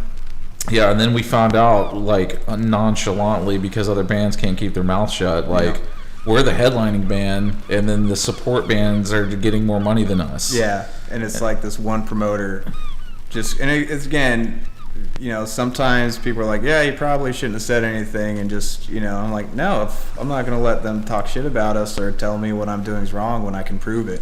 And that's something I noticed, too, is, like, they'll talk about, oh, we can't do this way, or you can't do that way, and then we turn around and we're like, we keep doing our own thing, and then they're doing the same thing that we're doing. Yeah, there's been a number of bands and promoters that tell us what we're doing doesn't work, and then a few months later they're trying to do the same exact thing and it fails, and then we're just like laughing at them because we're like, you're not us. Yeah. You know? And then it's after them telling me it doesn't work, and then they try to do it. It's been like, what, 4 or 5 different bands, at least 3 promoters. Yeah. And it's like, fuck all you guys, you know? Yeah. And it's like, I'd love to work with everybody, you know, everyone get along, help each other, you know, grow. But it's like, they just can't fucking swallow their pride, you know? Yeah, I don't. Yeah. And then working with bands, too, that are essentially cover bands. Yeah. When we're trying to do, you know, promote shows, or like, a lot of bands will do the ticket giveaways. Yeah. And then you have these bands that are like, oh, that doesn't make us... Looks desperate. It makes us look desperate. But I'm over here like, Under Oath's doing it. August Burns Red's doing it. Slipknot does it. Every band does it. Yeah. And then this band's a cover band who just started out. So it's like, who are you? And with these shows, we take all the risks. We rent the venues, pay the sound guy, pay the staff. We buy the ads. We pay for flyers. We like old school street team it, do all this work, and then bands want to complain when they don't put in the same work. And then the same show where those bands were making their own flyers, making it look like they were headlining the show. And that caused a lot of confusion. Yeah, people were like, wait, what show's going on? And then they're like, oh, we're not going to promote the flyer because we don't want people to be confused because our faces were on the flyer. But then their next show has someone the headlining band on it. So it's like, and that same band was like begging to be on the show with us, and we're like, so you beg to get on these shows with us, then you don't want to help promote, you don't want to share the flyer, but then you still want to act like buddies, and it's like, you're hurting the scene. It's like, we take it like... But then we find out all those bands are like buddies with the promoter. Yeah. So it's almost like, are you guys trying to get inside scoop on us? Like, are you just trying to be like... Which I know one of those bands, I gave them faulty info and told them something that wasn't true just to see what would happen. And then that's how I found out they were leaking information to that promoter. And then you have like the other promoter that's trying to be a big promoter in like my area here, and then it's like, oh, here's an email confirmation of we're getting paid this amount of money. And and the thing is, like, I try to be paid. I don't do, like, if you do the music for the money, you're not going to enjoy it. And so I don't really get, like, do I want to make music? Do I want to make money off music? Of course. I would love to, like, fully commit myself full time to the music, but realistically it's almost impossible. But then when you're getting promoters who are like, oh, we want you guys to jump on this, and then it's just the whole thing's just falling apart because they're not organized enough, and then we're getting asked to cut a set or a song, and we're like, yeah, that's fine, we're cool, we're working with them, and we get like an email of like, you're going to get guaranteed this amount of money, and then I think we had done the show. Still hadn't gotten paid. 2 weeks later, I was like, hey, are we getting paid? Yeah, and the thing is, it's like, I don't deal with the financial situations with the band, so I just let it be. And then I think were we in Cali? Might have. Well, no, because it was before that. It was before our ritual, because I was waiting on that money to put as a down payment towards the venue. Because I remember or maybe it was Cali that you were just like, requesting over and over again. Oh yeah, after that, So, yeah. Because so this show happened in like the summertime. It was like it took 6 months for him to pay us out. so it was $250, and then Sid asked me, "Hey, is your because this guy I considered a buddy of mine, and I actually have like kind of collabed shows with him, and it really broke my heart that he treated us like this." And then so when I messaged him, I was like, "Hey man, I'm being told we haven't been paid yet," and he's like, "Oh, you haven't been paid yet?" I'm like, "No." And so I'm like, I remember messaging you back and forth. I can't remember if we were together when you asked me that. I think we may have been backstage. We may have been backstage somewhere. And then he just like, "Oh, next time, give me like, let me know sooner. let me know." Like, but don't it's wait like, so long. It's like, yeah. like I was trying to be patient with you. What are you talking about? But then he's like going on about like, "Oh, I'm like thousands of dollars in the hole," and I'm like, "That's not my problem." Well, I'm also the city gave him money to do the show. yeah. So I'm like, so did you spend the city's money and over promised stuff? That's some shady business practices. Yeah, and that was also one where it was like, "Hey, you guys cool if you cut a set because we got behind?" And we're like, "Yeah, fine." Like we literally like do whatever we're asked. Yeah. When people ask us and whatnot. Like the people who like work with us, like they love us to death. Yeah. Like when we did the rock and roll ritual, and that was something the Rin. Yeah. That was something they've never done before. Yeah, and then we did it, and they were like, "We want you back again." And the owner was like, if we're gonna have shows like this is the standard of show it has to be. Was our show, because we just came in professional. We didn't trash the place. Our fans didn't trash the place. Yeah. Sound check was super easy. And like even incarceration, like people fucking loved us because they were like, "Dude, you guys are on it." Like what, we have like a 10-15 minute setup. If that, I think we clocked in at 10 minutes for setting up when we're like on it. Yeah, and we're not. I mean, a little bit longer for me because I got the drum set. But typically, if I'm using my own kit, I set my kit up way in advance. Yeah. And so it's like as soon as we're ready to go on, as soon as that drummer gets his last piece off, boom, it's puzzle piece. Yeah. Plant. Okay, cool. Let's roll. Yeah. So yeah, it's like we deal with that kind of stuff in Florida, and then it's like, you know, the Cocktails and Scream thing, like you guys pitching the rock and roll. Yeah, we pitched the rock and roll Orlando ritual to them, and they were just like, so let's say it's like on a Thursday, so pitched to them on Thursday trying to get the venue. We end up going with the Ren. They hit me back and saying like, "No, can you do it on this day?" And I was like, "No," because we were trying to do it with our album release. I didn't hear anything. They reached out to my wife's troupe to say like, "Hey, we have this idea of doing band and burlesque. Will you do it?" And she's like, "My husband pitched this idea to you yesterday. No." Like they were trying to be shitty and get a different band, but with my wife's troupe. Yeah. Because You guys said no. Yeah. Yeah. And then they ended up doing it with another band and another burlesque troupe. Yeah. Where I'm just like, fuck you guys. And weren't you saying? I think I remember during that show you guys were talking to either the manager or the owner. Yeah, at the show, Jackson introduced us Yeah. to, and he was like, "You guys should work together." And she's looking at me. I'm like, "Yeah, we already talked." Yeah. Yeah. We've already sent emails to each other, and like Yeah. you guys were so chill about it, and then it's like letting like little jabs, like, Yeah. "Oh yeah, we've talked." But then it's like now they're doing that. You know, it was like, "Oh, you guys are the first ones to do it, but let's all of us." And then we've seen all these like acts pop up and try to do what we've done. Other bands that have told us and like treated us like shit, that said that this wouldn't work, and other promoters have tried it and can't do it. And then I'm just like, yeah, fuck you guys, you know? Ryan, from your perspective, what are some things that you've seen, like with the shadiness of the music industry? Well, we've kind of gone through a lot of the stuff together, you know? Mm-hmm. Yeah. Like a lot of what's been told, I've been there reacting to and trying to help form responses to. So, yeah, we're kind of in lockstep with, unfortunately, being handed the same bullshit. Yeah. And it's just going to different cities and in different states, and it's like we have the best time. Yeah, other states love it. Other bands love us. That Bruce stock we got asked to do the next day. Yeah, Like- we were only put on for the pre-party, For the Friday, yeah. and then they were like called us the next day and was like, "Hey, you guys want to jump on again?" We're like, "Fuck yeah!" Yeah, Like they that was love- dope. they And we were the love middle. us. We were the middle band of the first day, and Yeah. we were the only band to get an encore. Of the whole time. Yeah, Yeah, for Yeah, like we- the whole festival, we were the only entire band to get an festival. encore. like that was like a natural like.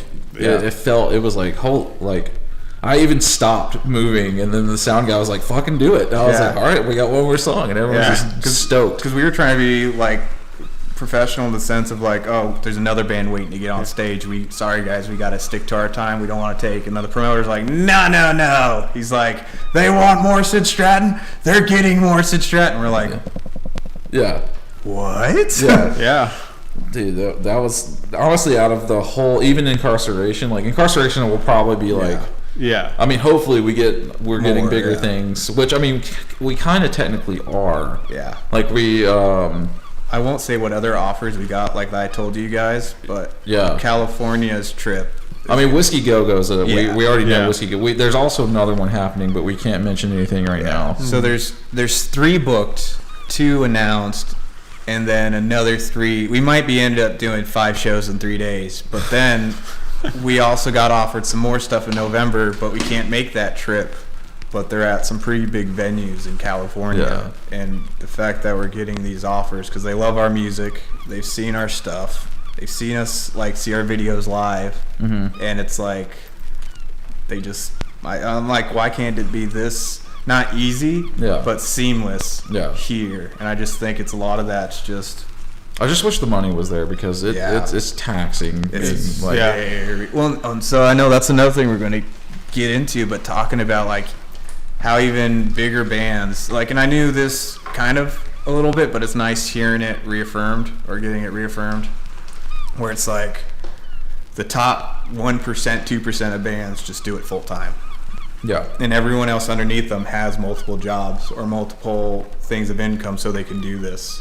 And Yeah, like, I think they were telling us like Spirit Box. Spirit She's got a Box. bartend when Yeah. she's not. Soulfly, their bassist, when I worked at a gas station in the St. Cloud, the bassist's mom shopped at our store, and we were talking, and I found out her son was the bass for Soulfly. I was like, that's awesome, man. He must be, just always touring this and that. She's like, oh yeah, when he's not working at the golf course. I was like, what? She's like, oh yeah, he still has to, like, he still has like a regular job because the money's just not there. And like, that was the first time I heard that, and it blew my mind. I was like, what? He's like famous. Like, what are you talking about? Yeah. And find out more of these bands are like that. And then you find out crazy. it's like the record labels are I guess it would just be labels or whatever, the people who sign you. Like, it's not essentially like you have to pay that money back. Yeah, Essentially, with you get interest signed. a lot Yeah, of time. essentially the label is just a bank for a band. Yeah. And they give you all this money to go on tour, get merch, but you have to make that money back plus interest. And it's like it's not sustainable. No. And then it's like we find out like Bad Omens, the Yeah. vocalist, his mental health is just like crashing because of their label is just putting him through the ringer. Yeah. Oh, and do we want to talk about the scandal of the DWP festival? Like, Probably not. Because not really with DWP, but the scandals of like bands, like other people, like vote bombing. yeah, let's talk about that because I was Yeah. gonna say Bobby and I just started becoming friends. He like started following us and started reaching out to me.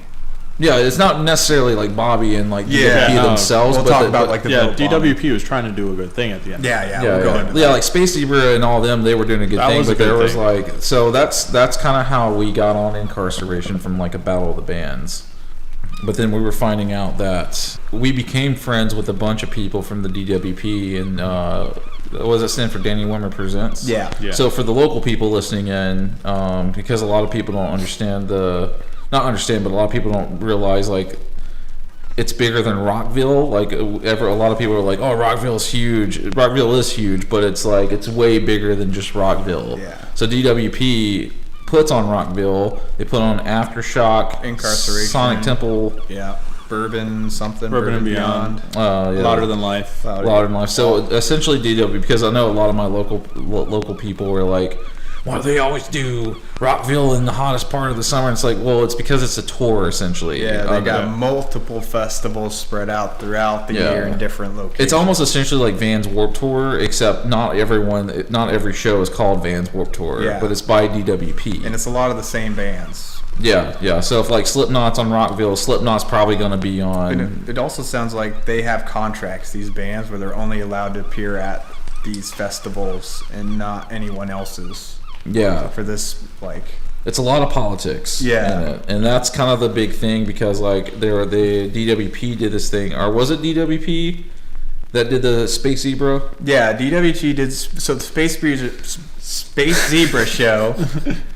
They were doing these contests where bands would have a song play and fans could vote, and the winner would get a spot on a DWP festival. And come to find out, like, there's a lot of rigging going on with the voting that we found from other bands that, you know, I don't want to throw their names out just to protect them, but they were telling us how, there's Discord and group chats where if you're not with this group, they're going to have all their friends come vote bomb you so their friends win. And it was these management companies, and one of them, or two of them, we didn't sign with. Mm-hmm. And we had offers from, but the offers didn't really do anything great for us. It was like, keep doing what you're doing and we're going to put our name on it. And it's like, that's it. And we're like, well, we'll just keep doing what we're doing. Yeah, because I think what you were saying when you were telling us about... Because essentially you get the contract first, then you call us and you tell us about the contract, and you were telling me when you were listening off, you're like, these are things we're already doing. Yeah. Because like a lot of stuff we do is DIY. Like, you know, we don't have to hire like a photographer or video because I do all that stuff behind the scenes, and then set design. Ryan's a great graphic artist, so like anytime we need logos or something like that, like, hey man, can you make this real quick? Shoot over to him. You're very creative in all your stuff too, and it's like, why do we need? Why do we need to pay someone to do the stuff that we're? I mean, it would be nice to have, you know, get so big in like our music and stuff that I don't have to set my drums up anymore. I don't have to. I can do a music video without having to worry about doing the music video. You know, I just want to have fun with it. But like, literally found out these companies, since we shot them down and we weren't a part of them, they were promising these tour slots or these festival slots to their bands that were paying to be under their management, but it was by having their fans vote for them in these contests. And what happened is us and some of our friends that were winning these contests were just doing it because we were popular and had a supportive fan base. And so then that was getting these management teams in trouble because their band's like, you promised us a slot, and they're like, well, we didn't know Sid Stratton and these other bands were going to beat you. You know, like even with their... It's like boxing almost. It's like rigged boxing matches. So then basically what happened is, I remember, I'll never forget it, one of our songs, Twilight Zone, was playing and it got voted bad, like 90%. And I remember Bobby and Balls and Jake were like, something's wrong. They're like, this is a really good song. And this is after we've already won Incarceration, so it's not like we lost out on that. It's like we were beating all these other bands, and all of a sudden it's like boom, we got struck down. And find out it was like, these management companies are like, well, you're not one of our bands, so we're having all of our fans in our group chats come vote bomb all these bands that are on the charts that aren't signed with us. And then it was we did the Moxie premiere. Oh yeah, so the Moxie, I forgot about it. So we did the Moxie premiere on the Metal City thing. Yeah, like Roadhounds. Metal City. Yeah, Roadhounds. And Balls was really nice about it, but then his co-host didn't like it at all, and Balls was like, what are you talking about? And the guy's like, well, I don't really like Sid Stratton because they beat us in one of the competitions, so I don't like... Yeah, it's like you just hate us because our fans voted for us. Like what? So it's like that kind of saltiness. We're just like, wait, so you're not gonna? We put out a really cool piece of art, and instead of saying like, oh yeah, you're just gonna be like, no, fuck those guys because their band beat me in a battle of the bands. And I'm like, wow, how petty. It's not as dreamy. And glamorous as it seems like it is. I mean, it's just like anything in Hollywood. Like, I think people, if they're going to get into this, got to realize you got to love it and love the art you do, and you be ready to do a lot of it yourself, because the more you put your future in other people's hands, the more you're going to be let down. and the more that stuff's not going to go the way you want it. Like even with booking shows and I guess anything, trying to do art, every time I put it in the hands of not someone directly that's like one of us three, it doesn't get done. And then it's said like, oh yeah, it's just not going to happen. Then we just go do it. And just all the promises that we've gotten from other people, and then just no one ever delivering. It's like we're the only ones that deliver for ourselves. Yeah. And we've had a few like blessings, you know, throughout our journey. But I will say, like, out of the 34 now, so out of the 24 years of music, I think this is the most I've done. That's only in a 2-year span. Only in a 2-year span. Like I've done a lot in the 24 years. Like I've done a bunch of cool stuff, but like to the extent where it's like, okay, even my friends and family now are like, okay, you're doing something right now. Something cool is happening. Yeah. That's why I'm excited for next year. Like I don't know, like we only got January kind of planned, but it just every year kind of feels like we're doing a little bit more. Yeah, it's almost like like the boiling bubbles. Yeah, it's just like we're about to like I hope it just fucking. Yeah, and I'm sorry to bring it back to Bloodgrind, but just seeing the response, like I called you and told you like none of our music videos have ever caught on this fast, even with like an ad.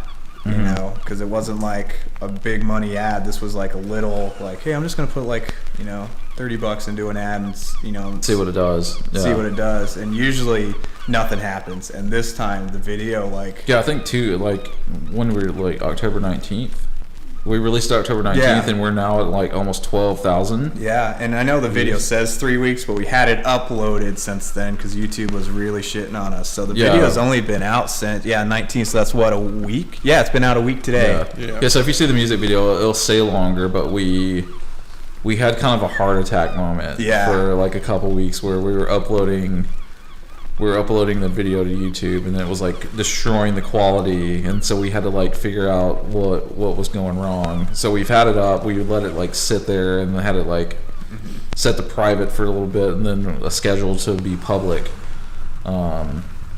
Which I guess I wish in hindsight we would have, but that's still 12,000 in the 3-week span. Yeah, I mean, that looks good. My next one, I think that we have censored is at 13K, but that's 4 years. Yeah, or 3 years. it's wild. Yeah.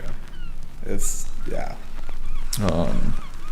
but I guess there's a lot of, I mean, that's the other thing. It's just like getting your close team. Like you can't have like 30 people on your team at this level and expect everything to go. It's like the smaller the group, because then it's like that accountability's on everyone. Yeah. So if someone drops the ball, there's no like hiding. I mean, that's the kind of cool thing about being in a 3-piece. Yeah. It's like on stage, if someone fucks up, the rhythm guitarist ain't gonna hide, you know, behind anybody, or I'm not gonna hide behind anybody. You're not gonna hide. Like no one can hide. Yeah. It's like you fuck up, you're done.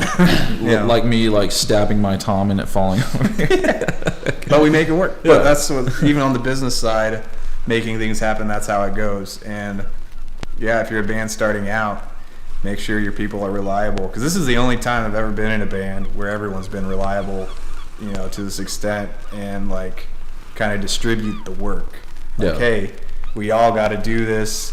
You know, if we're not rehearsing, practicing, stuff's not going to happen. If we're not promoting, if we're not working on this, you know, it's not going to happen. And I feel like a lot of bands, like you're saying, like kind of expect other people to do it for them. Like, I just got to show up and play, and everything else is taken care of. Yeah, like everyone. Yeah, it's kind of like you expect, and I'm guilty of that mindset too, expecting like the music to speak for you. And I think that's a lot of thing where. Yeah, the music has to speak for you, but there's also a lot of this work that I feel like a lot of people don't understand exists within the music. People are like, oh, music, you make it big, you make a lot of it. No, it's not. It's not that. A lot of it's like, okay, what are we doing on social media? We got to get this music video out. Like, this is the first time I've ever been actually in a band and music, and it felt like a second job. Yeah. And it's like, and it's a second job where I don't make a lot of money in it. Yeah. And I know other people are always like, what about all those contracts in the 80s and 70s, these bands made it big? It's like record labels don't do that anymore because they got burned, because all those bands are spending it on heroin and, you know, booze and not paying it back. Yeah, yeah. It's the music scene's not what it was. Yeah. And I guess that was like what was so NAMM was such an eye-opening experience last year, because we went and we saw a good side of the music industry, but a really bad side of it, where it's like, why isn't stuff progressing? And it's because these people, bigwigs in charge, they're still living in the 60s, 70s, and 80s of music. So all these bands that were playing the after party are all cover bands. Now in Los Angeles and Anaheim, you're telling me you couldn't get one fucking original band out of all that talent, all those great acts that are in there, that scene, and you couldn't have them at NAMM because you wanted to hear Aerosmith for the 10,000th time, instead of, like, how does the music industry grow? And you can't say there's not good bands out there. There are great bands out there. Yeah. And it's just these people not wanting. And it's such, I guess, because of the dilution too of like how many songs are getting uploaded a day. Mm-hmm. Yeah. Like millions, something like that. So it's. I mean, that's why a big reason going out this time, I was like, listen, we could have done NAMM in half a day and been good, seen it all. Because then even remember the rest of the days, it's like they didn't really care about the artists. They were caring about like what Guitar Center is going to do, what Amazon's going to do, like who's going to buy their products. And then it's like, why aren't we just going out and playing shows around town? Yeah. And so that's what we're doing now. Mm-hmm. Yeah, because there very much is an aspect to NAMM that's, well, I mean, at the end of the day, it's a trade show for a glamorous industry. So there is a point in time where they're looking for artists and people to work with and collaborate with for cross promotion. But then there comes a point in the expo where, okay, now we need to sell product. Yeah. We need to go to buyers, and those are the people that we need to be talking to. And we didn't quite get that rhythm at the time. And then another thing, it's like, I get they, like Jackson and all them bringing in all these like rock gods from back in the 80s, but there's so many now they could be featuring. You know, I know we talk about this all the time where it's like companies only, it's like, so in baseball, you have a farm system. In football, you know, you got college football that works their way up to the pros and stuff like that. And in music, they don't really have that. It's just like, here are all of our guys that are great musicians, had their heyday 40 years ago, and we're still going to ride that wave instead of like, hey, here's these new guitar gods and musicians coming up for the next 40 years. You know, it's it's like take Metallica for example. Mm-hmm. Like I'll give Lars for example, because I'm not a guitarist, so I don't really know. But Lars in the drumming world is notorious for not being a good drummer, and there's plenty of videos. Mm-hmm. But I mean, there's been times where he's been good too. But it's like they still ride his wave. Yeah. And then you have new. I wouldn't say newer, but like Eric Importa from Imprada. Is it Imprada? Importa. From Night Versus and stuff. Like, that guy's won a Grammy and stuff, but it's like I still see more of Lars than I do of Eric. Well, I see more of Eric now because like I follow him and all that stuff. But even like I didn't know about him until you told me. And I follow Tool, so I don't know how I did. Well, I mean, he's never really like, I don't think he's actually played with Tool. He just like friends with them, I thought. I think they have. I think Night Versus played with, That's how I'm like, how did I not know that? And I've never heard of Night Versus, and I've never heard, well, House of Protection's brand new, but I never heard of Eric. I've seen his video of him doing the backflip. That was the extent of my, but even following him now, it's like I still see Lars. Like, Lars still pops up in my shit, and I'm like, but it's even like with sponsorships and stuff, like, why aren't we showcasing more of the up and comers? The up and comers, instead of like, I gotta see Jay Weinberg all the time now. I gotta see Josh Dunn from 21. Yeah. So it's like we see all these people who have already made it constantly, and it's like, what? Like, and I get like business sense, like you want the prominent people to push your products, but why not showcase your smaller artists or like other up and comers? That way they can take that place when those other, and like, we live in, you know, a society now where everyone's dirty laundry is going to get aired. And that's like why I don't idolize a lot of those guitar heroes anymore, is because you find out they did all this bad stuff. Like, one of my favorite bass players used to be Twiggy, and then it came out that he was a rapist. I'm like, damn, that's the, you know, why did I idolize this guy for so long when he's this, you know, bad of a person? And so I'm like, what happens now to these companies if it comes out they did this, and it's like, ooh, shit, we spent all that money and time promoting them, when I guess we should have been trying to bring up our other artists too, because then it's like all you're doing is making money. Like, if the businesses would do that, they're just prolonging their growth. You know what I mean? Like, let me showcase this other talent. That's great, because and they can also do that while showcasing the guys that are already they're already established. Because, and here's the thing too, from our experiences with sponsorship, they're not free. No. Yeah, 'cause unless you're Slash, nothing's free. And that's what I'm saying. Like, I feel like with like Jay Weinberg and stuff, like they're probably getting product from people. Yeah. And stuff where it's like I have to pay, because I'm a nobody. Gnome body. Yeah, gnome body. Aaron, gnome buddy. So like, so a lot of people who aren't in the music scene, they think like, oh, sponsorships, you're doing all these shows, so you must be making a buttload of money. And I have spent more money being in the band than I've made money being in the band. Yeah. And I don't even spend as much money as Sid or Ryan does in the band. That's a lot. Yeah. That's a lot. Like technically, if I didn't have the barbering and I just did the band, I would be homeless. Yeah. Like Honestly, if it sucks, because I mean, even us, like Lashes and I were talking about it, where I think people think that we're like super wealthy, and we're like, what are you talking about? We live in like a 1-bedroom apartment, and people just think because like you personally or us as a band. Personally, they think that we're like rich or something, and we're like, what are you talking about? They're like, oh, well, Sid's always traveling and does all these shows, and Lashes, you have these big productions that are always sold out. And it's like, we work so hard and spend so much money in advertising and promoting. It's not because like I have a second job. Like it's not that we're super rich. It's that we hustle so hard to do these things, and we save up and we plan, and we like throughout the week we just eat a lot of like rice and ground turkey. We don't like my dad makes peanut butter sandwiches all the time. Like that's what we do. And then when I'm not doing band stuff, I'm here chopping, shaving faces. And those travels, those are not vacations. No, the travels, again, when I told you guys, like, hey guys, it might be 5 shows in 3 days, you guys were like, what? Yeah. Lots of travel. Yeah. We're going to be loading up and breaking down and loading up and breaking down. At first, I'm like, we don't do that here. And then second of all, I'm like, that's a lot. Yeah. We're going to be working our asses off. Yeah. And that's the other, it's like, and here's the thing, it's like, I don't want to sound like a complaint. It's like, I love traveling. I love working this hard at this stuff, because I remember still being in high school and middle school and people telling me I would never go on tour. I would never put out a record, and I would never get to do this.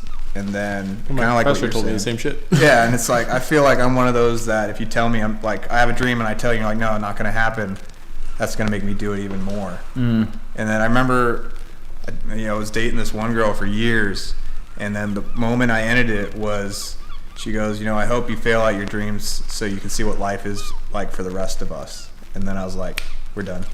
Because she wanted me to stop doing music. She's like, you're just wasting your time. Like, your songs are cool, but they're never gonna get you anywhere. Yeah. And I was like, oh, this is over. It's like, this is literally the only thing I ever wanted to do and still want to do. And it's like, that's kind of how we're programmed, is to, because I know people who are far, far way more talented than I am, but they're scared. Yeah. They're scared to do things. Same. Yeah. And I'm like, and I'm over here, I've always had like imposter syndrome, and I'm kind of starting to kind of get out of that, because like I'm constantly reminded, like, dude, you do a lot of cool stuff. Yeah. Like, you're very like talented and whatnot. And to me, I'm always like, but it could be better. But at the same time, it's like, I'm doing the damn thing. Yeah. I'm like, I'm fucking, fuck it. Life's not that serious. I know I tell you this all the time, but I'll never forget at NAMM when it's that whole drum section and everyone, these full beautiful kits, and everyone's just playing on the cymbals, and you're the only drummer to like sit down and rock the kit. And I was like, fuck yeah. That room full of all. And it was just awkward, because it's like, okay, I know I can do some cool shit, but I'm a caveman behind the kits. But it was so like this. Do we want to talk about imposter syndrome for a second? Because that's a serious issue. It with is. Our profession. Yeah, lead the way, brother. All right. Where do we start with this? Because all the time, like, whether it's, I think I've started to realize a lot of where it comes from are factors that are outside of our control. Like what do you mean? Like the imposter syndrome? Yeah. Elaborate on that. Like, it really comes in if we play like a show that's been under promoted or something. Like, that's where it sets in. Or if we're just treated like shit by I see what you mean. Like by our community, and it's like, are we really, like, what are we? Yeah, no, I see what you're saying. That's where it starts, and then it gets there's accountability on our ends when we there's stuff that we would do personally that affects to it, but it starts from that.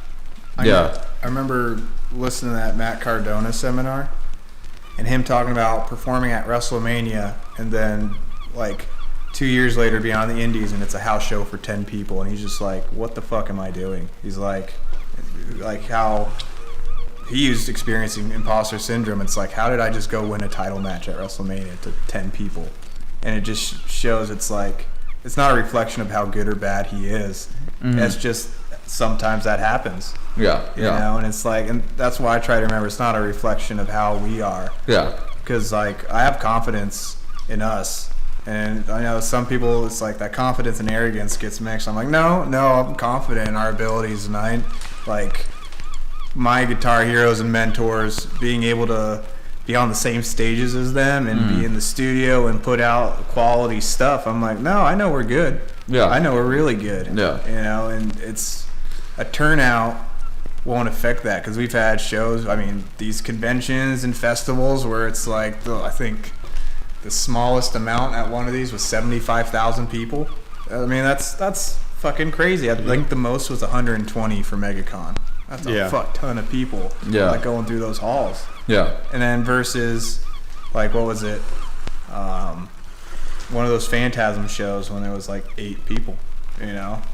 Was it Phantasm that we played? Where the band was shit talking us. Oh yeah, and then sound saying guy. like and like trying to steal one of our things. Yeah. That was fantastic. Yeah, that was like a weird one where it's like, it was only like 10 people or something like that. That was And when our it's Magic super- game got more of an Yeah, and audience. we were in the lobby playing Magic and had a crowd for that, and we're like, where the fuck were you? And they're like, oh, we don't really like metal music, but we love Magic. And I'm like, still come to the fucking show. Yeah, Come and on. The thing is, like, we're like, what do you say? We're too hard rock for metal, but we're too metal for hard rock, Yeah. or something like that. Yeah. Yeah, it's nice because it's like where we're at, could be considered at the standard for a lot of that mainstream metal stuff you see out there. That's, you know, we could be on par with, but it sucks at the local scene because I don't, you know, we're like the redheaded stepchild or the black sheep of the family. And they're like, yeah, you're not heavy enough to be on this bill, or, oh, you're too heavy to be on this bill. And it's like, Yeah, it's like very rare we get put on a bill that's like matching. I think the closest one we got was, I feel like Ink. Ink. Ink was a big. Yeah. I feel like Ink, you can just throw anyone on there and it works. Love Drafts was pretty. Love Drafts was pretty good. Yeah, that was pretty really well. good. But no, it was the. Oh my God! It was the Conduit show with that weed band. Oh, Lydia Can't Breathe. Yeah, that felt like They were cool. That felt like our like vibe or whatever. Yeah. And then what was that one we headlined at the Conduit? That was like who? That was like another one, Laura. Yeah. And then that one felt weird. Yeah. But the Lydia Can't Breathe, that felt like. Well, and that's another, speaking of imposter syndrome, it's like that night was like, what, 50 people there total? Yeah. Maybe 50? And then the next night of that Lydia Can't Breathe tour, it was like 200, 300 people. So then it's just like so weird seeing how it's like different towns react differently. And I know like Florida, you're competing with all the theme parks and all the House of Blues and. But you're also competing with like gatekeeping promoters. Yeah, that's what I'm gonna say. It's like it's super cutthroat and hard. It's not like you're in a like you're the only entertainment in town. There's always, you know, and that's what's been so kind of impressive with our rituals. And I know with like Bad Witch, it's like we've gone up against EDC, Nude Night, MegaCon, like other big stuff, and we've still had big turnouts. And I'm like, all right, that tells me something there. Yeah. You know, that's really cool, and it's hard to do. Because I know, like, our last show, the other bands are saying, like, oh, this person's in town and that person's in town. And I'm like, we're in Florida. Everybody's in town every weekend. Yeah. Like, you can't. And that's the other thing is I don't think as bands you can keep making the excuses like that. You know, you got to do the work yourself, which is what, like, that's what we did. It's like, all right, these promoters and stuff don't want to work with us. We'll go play the whiskey. Yeah. We'll go get booked on Ink. We'll Yeah. go get booked at Brewstock. And then we're asked, like, how are you guys doing this stuff? And it's like, because we're not listening to everyone. Yeah, I remember that promoter was like, you can play in this town once every 3 months, and that's how we're going to book you. And I'm like, can you book us in other towns? And they're like, no. And then right after that, they're booking the same bands 3 nights in a row. Yeah. And I was like, so you just don't want us doing that. Mm-hmm. So Also, there's a little scene ick I have. yeah. There's a thing in the local level where you do something different, and that's going to get pushed away until someone more famous does that same thing. That's true. Yeah. Yeah. I fucking hate that. Yeah. Yep. And it's like bands that like they don't want to promote anything, and then they're like complaining because of their failure, like the Miami show. Yeah. We throw on 2 Miami bands, and then they pull one person. One band pulls one person. One band pulls 2 people, and then we had 20 something. We had 20. I think when I sent the breakdown, it was 25, 4, and 1. And then we're being told like, oh, you guys should have brought a Miami pulling band. Yeah, And we're like, that's why we got you guys on. Yeah, that's what you were. Yeah, but we pulled the most, so why are you complaining to us about it? We also had that night, Taylor Swift was in town, but she had like 3 nights, and there's like, Yeah. we were confident enough in our fans to have a decent poll. Yeah, and that's why I'm like, we're in Florida. There's bands every night. Every night. And that's why I'm like, it's just hard for me to use those excuses. Yeah. Yeah. Do you want me to tell that crazy cocaine story? Oh yeah, tell the crazy cocaine story, and then we can close it out if we want to promote anything. Yeah. Shout out some people. So in my early years, doing all the martyrs stuff was a lot of like being held up at gunpoint, being offered to do porn underage, doing like just crazy weird shit from when I was like 16 to 22. It was just very weird time trying to navigate that. Drummers, with So drug you issues. had a wild 16 to like I feel like I was a freaking goody two shoes. Like I never. Oh no, I was like there's fights all the time, throwing tables. I was like Christian-y good boy. Oh no, we were like, these scars on my head was all from like, I'd take strobe lights because people were like, you ain't hardcore enough, and I'd take a strobe light, smash my head in, be bleeding everywhere, and then rock out, and then people would be like, holy shit, you're metal.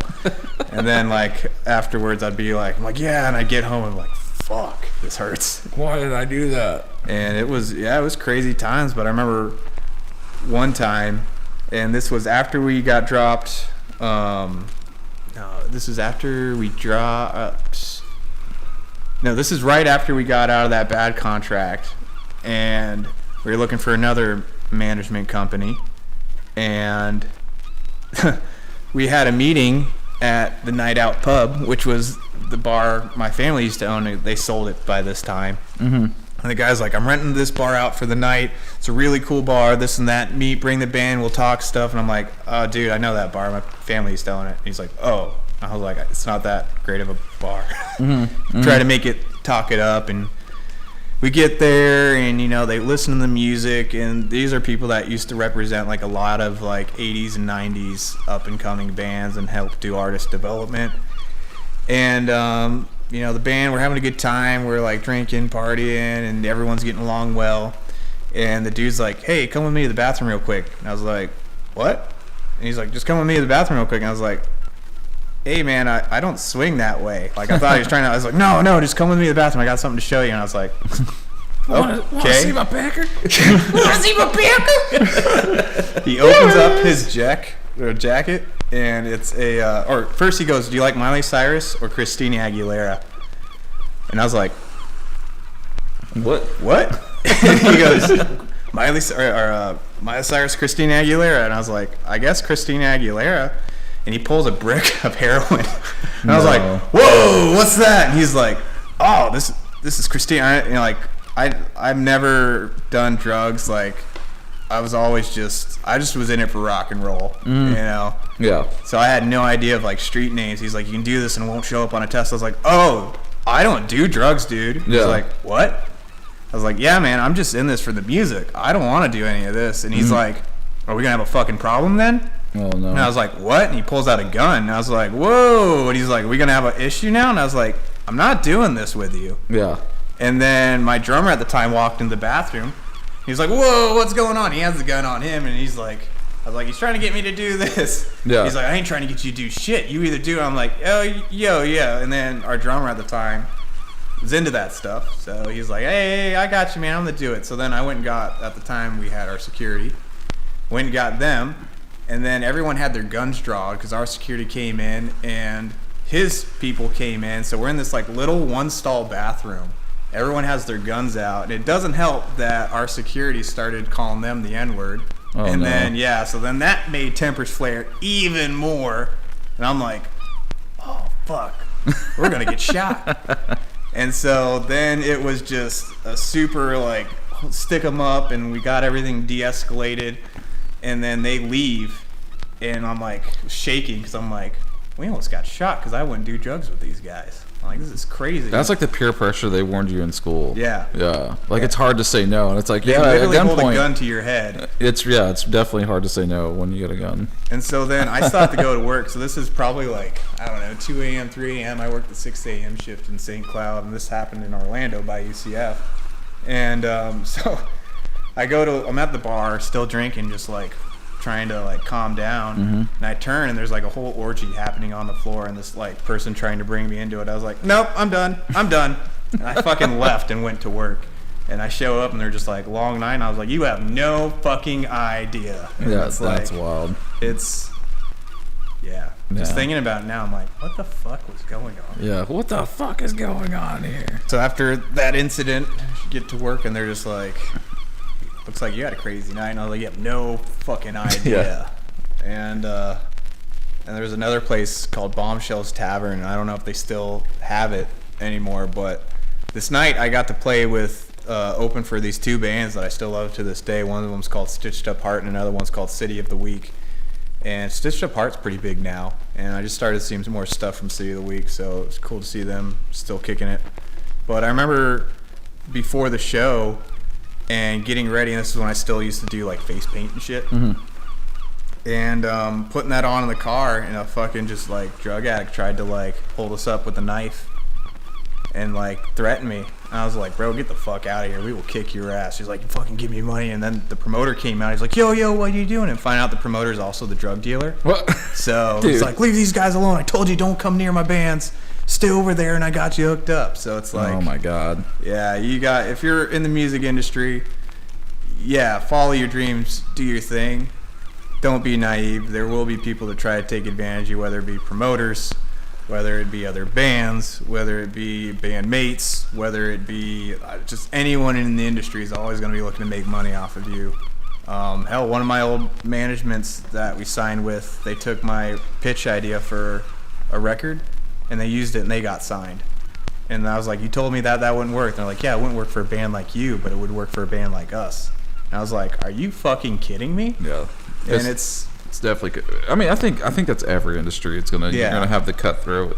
yeah, so it's like, don't be naive and think that doesn't happen in this industry, but if you really love it, you'll figure out a way to make it work and make it happen and get your close, tight circle and just do it.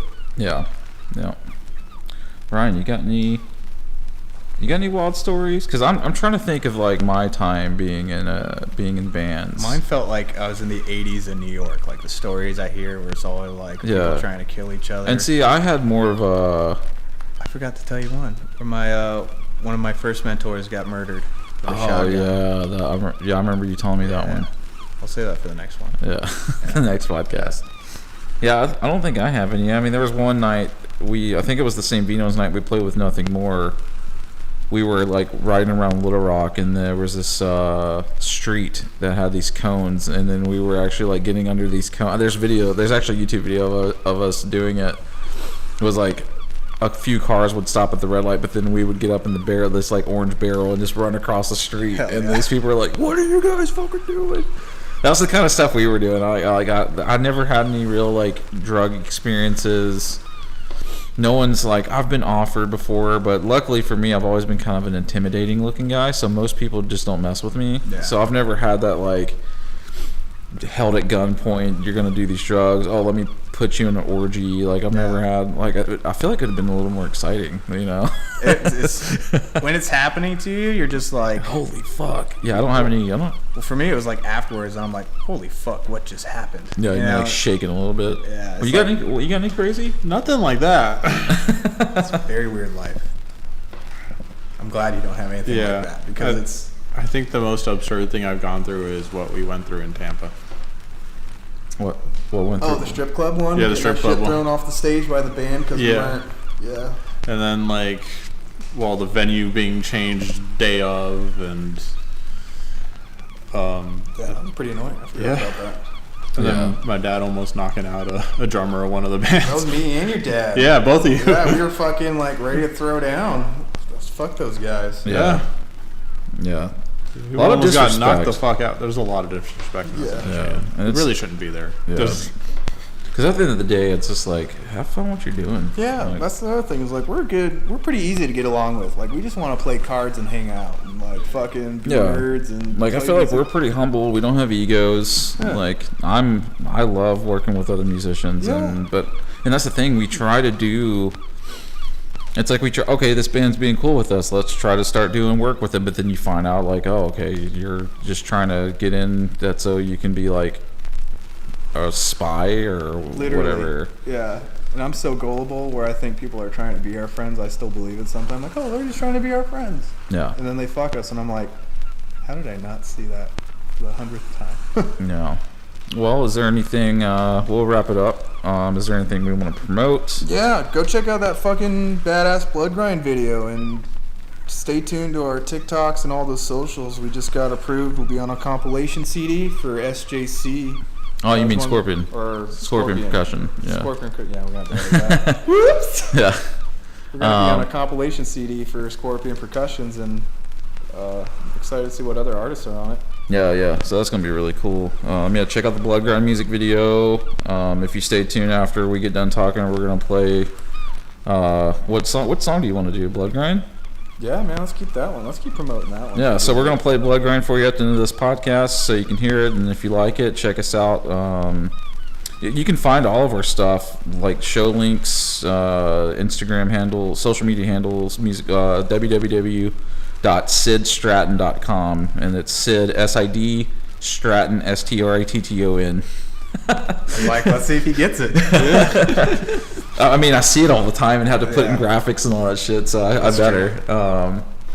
But yeah, we're Sid Stratton, and it's been a good time. Now let's set sail, fellas. See ya. See ya.